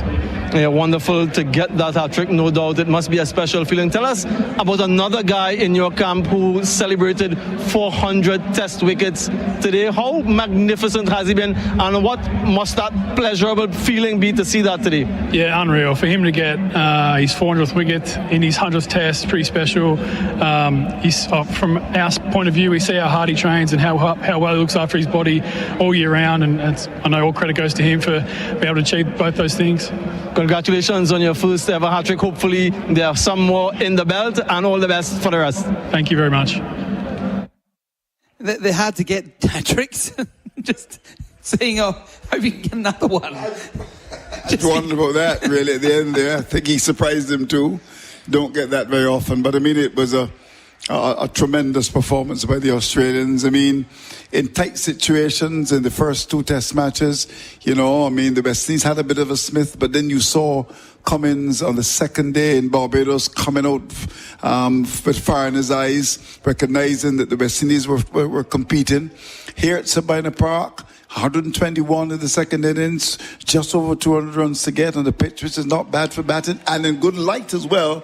The West Indies, it was a meek surrender. It was. I mean, what sort of effect is this going to have on West Indian cricket? Because there was optimism as the series kind of progressed, because they were competitive at Kensington to start things off. But what sort of damage does this? I think this is a big body blow to West Indies cricket. I mean, to be bowled out for 27 and the manner in which they were bowled out, people have stopped coming really to cricket, although we must compliment the Jamaicans for coming out to watch the cricket. The crowds have been rather small. That's been the case for some time now in West Indies cricket. And I think people just were hoping that they would have competed. And, at certain periods in the 3 test matches looked pretty okay. But psychologically, I think many West Indians did not expect the West Indies to win any of the test matches. But the manner of this defeat is damaging, in my view. Very damaging indeed. How do they come back from that? Well, I'm not sure they can, really. I mean, when you look at it, the bowling looks pretty okay. I mean, Shamar Joseph is a star. Alzari Joseph, the second time he's picked up 5-wicket haul, which is good for him. Of course, Jaden Seals has been good. Then the perfect foil for them is Justin Graves, but the batting is not clicking. At the top, Craig Brathwaite has had, a 150 in 22 innings now. You've got someone like Louis hasn't really settled. It's true that he hasn't played a lot of Test cricket. Anderson clearly looked out of sorts, playing no shot. We brought back Shea Hope into the side, got 1 or 2 useful scores. King got 1 or 2 useful scores, but the problem is the batting and the catching as well. And that certainly is a very bad combination. I'm not sure that they can come back from this. This is very, very, very disappointing right across the Caribbean. We'll take a short break here from Sabina Park. We'll come back with the presentations shortly.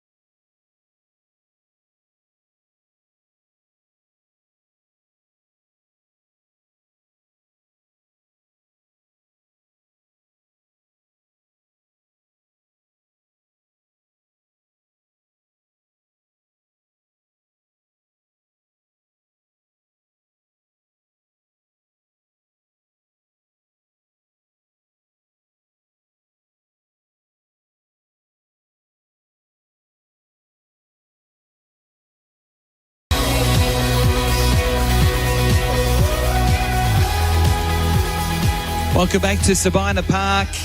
Extraordinary scenes here in Kingston, Jamaica, with the Australians winning the Test series 3-0, with the final test wrapped up in the most dramatic of circumstances, with the West Indies dismissed for 27 in just 14.3 overs in their second innings. We've seen 14 wickets fall in less than 150 minutes of cricket. It really has been an extraordinary situation. We've got the Australians coming back out onto the field now, all of them wearing their green caps,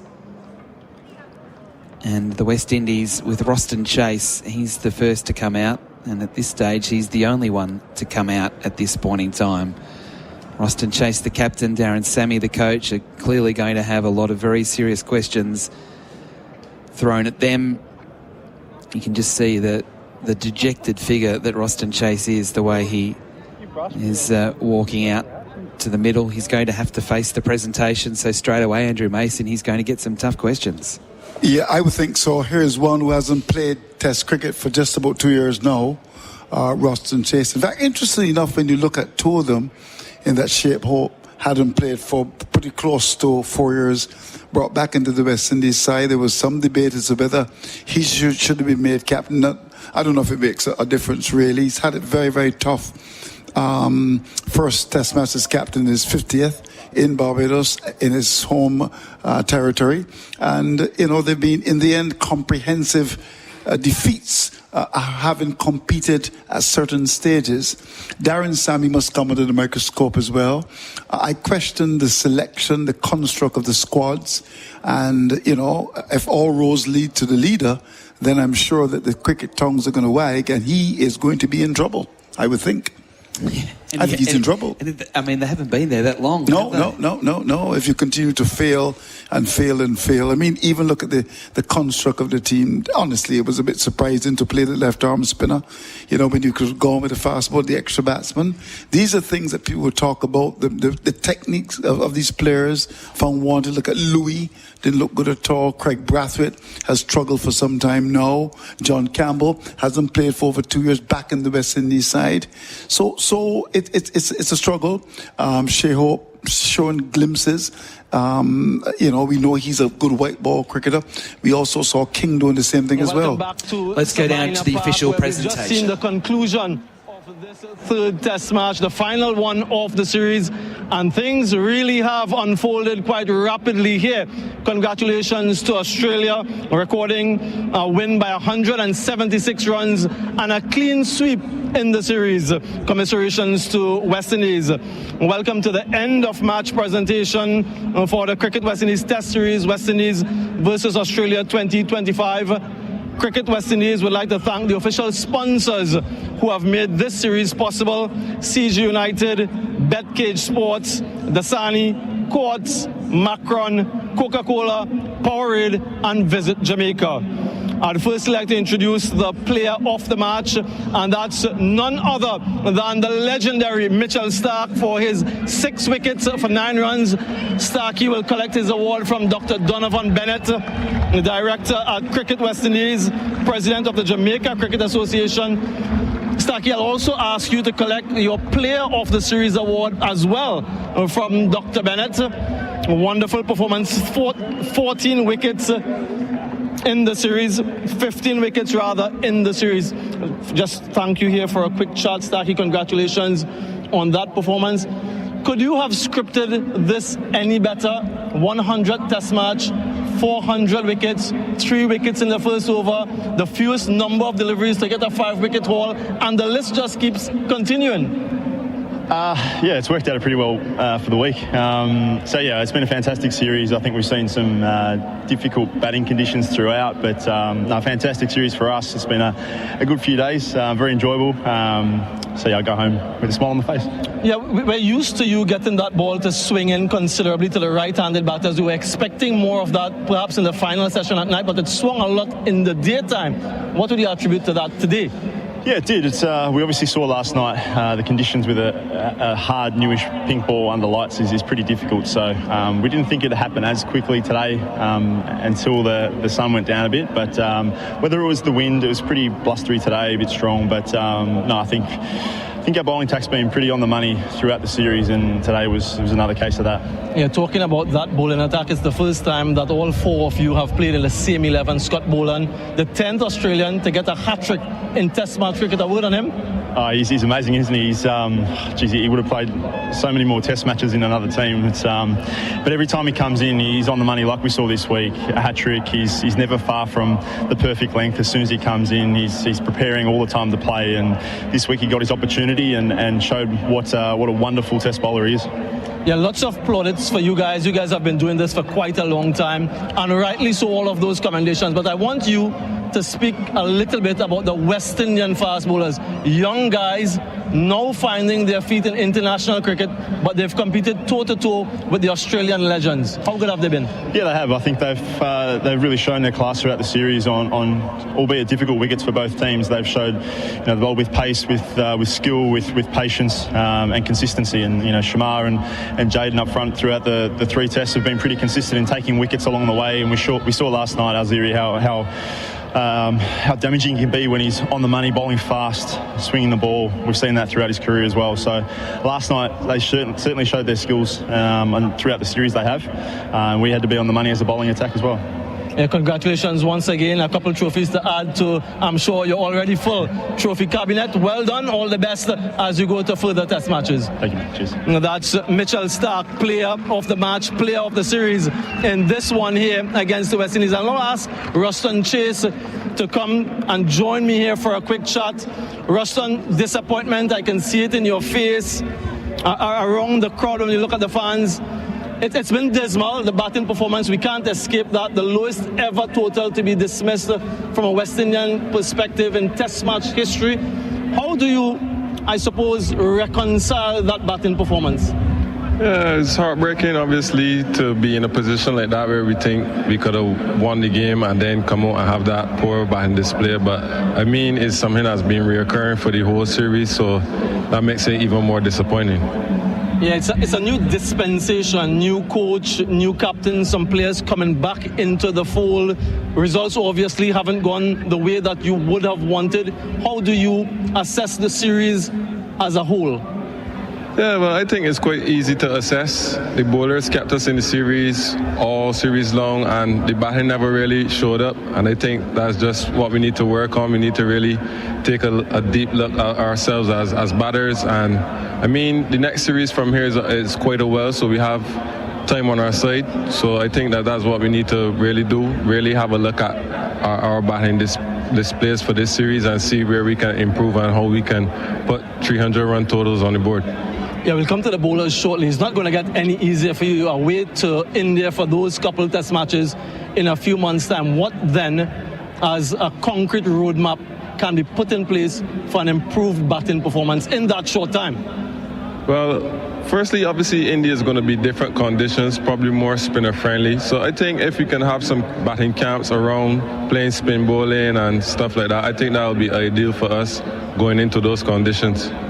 Well, let's end with some positives then. You mentioned the fast bowling group, 22 wickets for Shamar Joseph. Only one person has gotten more than him in a Test match series of 3 or more in the West Indies. Jaden Seals, Alzari Joseph, career best today. Justin Graves, he's been chipping in. What would be your words to those guys who have fought consistently for your team?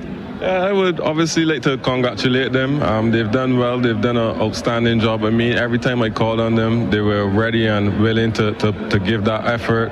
They've been putting in their hard work even before in the camp. And we said we're going to expect big things from them from what they were doing in the camp. So I just want them to obviously bask in their success a little. Obviously, we didn't do great as a team, but as a bowling unit, I thought they did very well, but I don't want them to rest on the laurels and feel that they're turned the corner. Just want them to keep striving for greatness and continue looking for that great Russell, performances. I want to thank you for your time. I know there'll be some soul searching and some introspection. I want to wish you and your team all the best as you continue on your journey.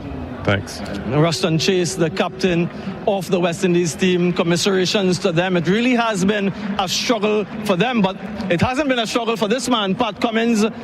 3 from 3, a perfect start in this World Test Championship cycle for you guys. Sum up firstly this match and the series for us. I mean, this match was madness today. Just seemed to be played in fast forward. But no, great series. I think, you know, every test match there was some testing moments where it felt like, you know, it could have gone either way. But, you know, really proud of the group, how they managed to find their way through those. You know, pretty challenging for the batters, the whole series. But, yeah, good contest. We'll talk a little bit about the batters shortly, but some special performances we saw today. Mitchell Starc, Centennial Test, 400 Test wickets. I asked you before to tell me about him. What else can we say about Starkey?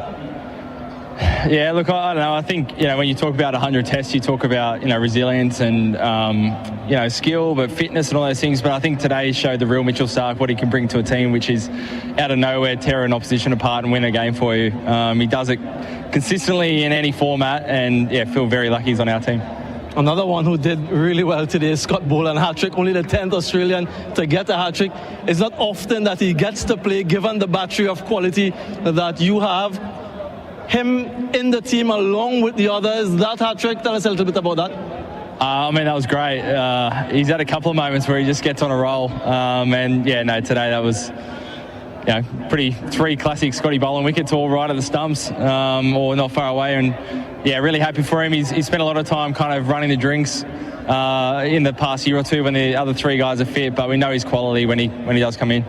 Yeah, let's talk a little bit about the batting now then. 71, your highest score in this 3-match test series. Steve Smith with that score. And we've spoken a lot about that top order and the continued struggles. How much do you, I suppose, take into account the conditions and what they're doing and reflect on the batting performance? I mean, first of all, you got to, yeah, you know, understand it's really tough. I think this series is as tough as you're going to get. So it's, you know, about trying to make contributions. Yeah, this game, a couple of 40s was, you know, worth probably 80 or 90 in other games. You know, that can be match winning, especially in this game where, you know, you ride out those tough periods and maybe it opens up the game for you when it gets a little bit easier. But, yeah, you got to be realistic. You know, a few guys probably didn't have the series they would have liked. You look at it, could you have found ways to score runs? You know, you've had another crack at it, but as long as you learn from it, get better, that's the main thing. Well, I want to congratulate you once again. I want to take that mic from you. I want to go and collect the trophy, the Frank Worrell Trophy from Dr. Donovan Bennett. Australia champions of this Test match series, completing a 3-0 series win. Pat Cummins collecting his trophy, and now he'll join his teammates who are positioned just behind the champions scoreboard. Congratulations to Australia. Congratulations to Pat Cummins. So Pat Cummins takes the trophy across to his teammates behind the placard that says West Indies Test Champions. And the champions of the Frank Worrell Trophy in 2025 are the Australians.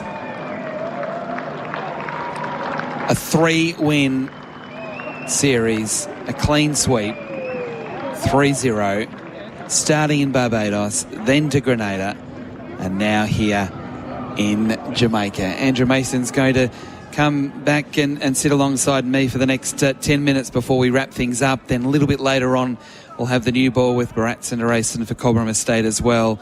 We'll hear from some of the players, interviews downstairs as well. We're actually seeing Ruston Chase do a press conference where there's quite a few West Indian journalists as well as Australian journalists to face the music. Andrew, back to you. You heard what Ruston Chase just said.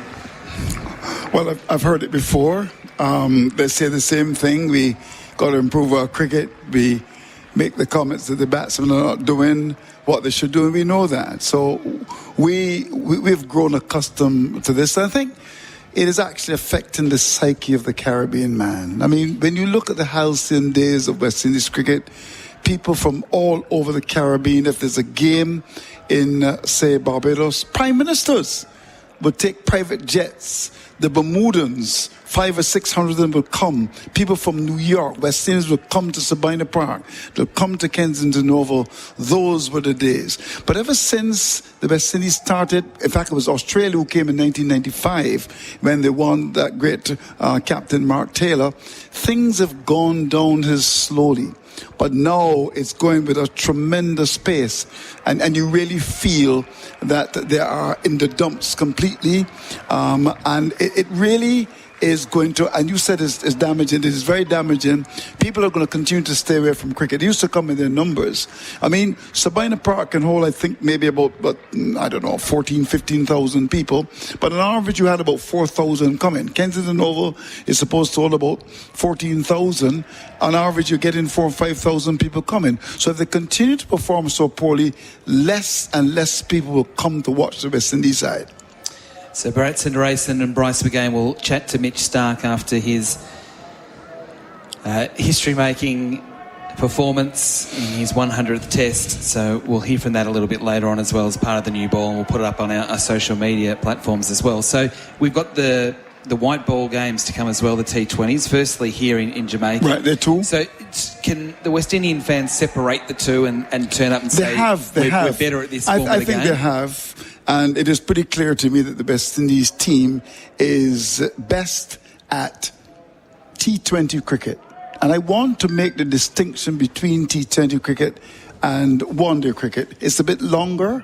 And the concentration span of the West Indies cricketer worries me. Yes, T20 cricket, you're going to bash, and you can win.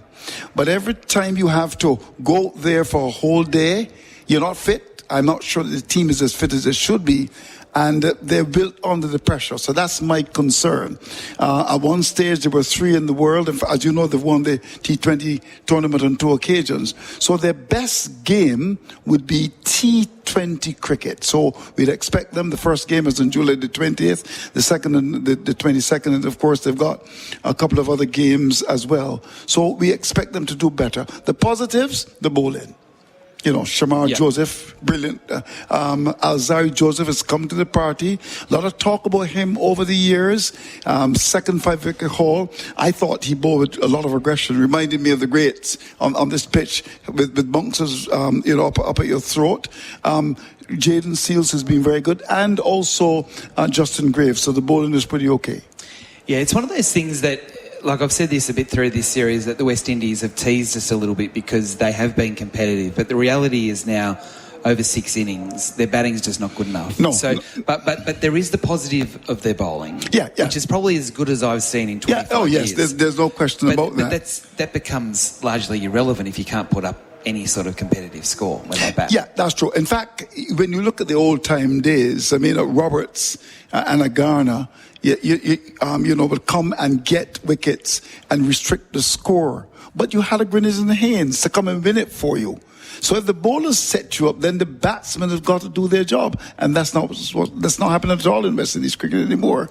They're not doing their job. Because when you look at the 3 test matches, there were certain stages. If we had batted better, the results might have been different. In Barbados, there was a sniff. In Grenada, there was a sniff as well. 204 here at Sabina Park is a score that you can get, but you get bowled for 27. Unbelievable. I mean, I was a bit of a romantic. I think you were very shocked too as well. No, I am very shocked. I'm still struggling to comprehend what I've seen, because I thought when they got those 4 wickets as quickly as they did, and they set themselves up to bat in the daylight, it was set up perfectly for them. Even if they were 100 for 4. Right. You think, there's a chance here. Shamar Joseph might whack 40 at the end. Alzari might whack and get 20. over the line. They get over the line, but I mean, it's really hard to know how much of it's got to do with the pink ball, because the Australians struggled as well. Yeah. And whether it's just become too unfair and too bowler friendly, I don't know. I think it is, particularly, of course, for the fact that the spinners are completely out of the pink ball. I mean, and the Australians recognise that, and they decided to drop a champion in line, brought in Boland. Look what he did. Look at the selection of Boland. I mean, he came into the attack, bowled beautifully in the first innings, and got a hat-trick in the second. So they know the game as well, huh? So Scott the Boland, Australians. You like Scotty Boland, well, you know? I do like Scotty I can tell Boland, that by your commentary. I got a little bit over the top. I'm sorry, everybody. That's okay.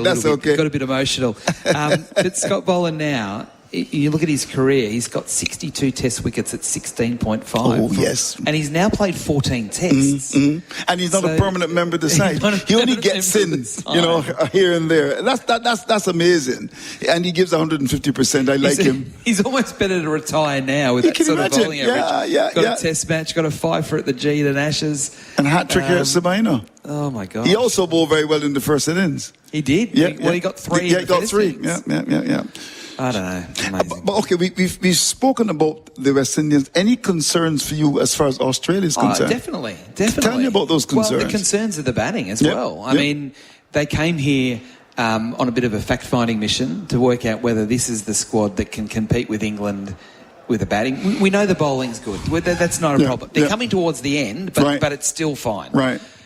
But there's no answers. And so they're going back to the drawing board, not really sure about their top 3. Cameron Green's been pretty good, but I don't think you can give him a resounding tick. And the opening, is he a number 3 batsman in your view? I'm still not sure about that. You're not sure. Okay. No, I don't.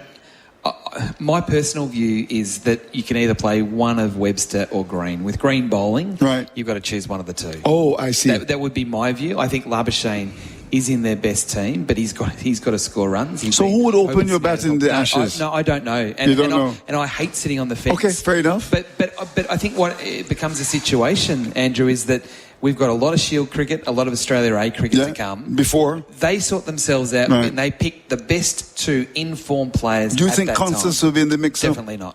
I can't see Constance being in there. No. I do see a possibility that Khawaja will be there. McSweeney's got runs again for Australia A in the last 24 hours. He's been tried last summer against India. But let them sort themselves so the out batting and pick is a the problem. 2 hot players. Yeah, I do. And I think Australia's bowlers are that good, they'll still win the Ashes. Okay, so you're telling us that Australia will win the Ashes? I think so. Okay. Yeah. But are you sure about that? They have to improve their batting. Are you sure about that? Not really. With that dodgy batting you've got there. Look, just a reminder, the new ball will be back at 12 o'clock Australian Eastern Standard Time on SEN Fanatic and then 2 o'clock across the SEN network.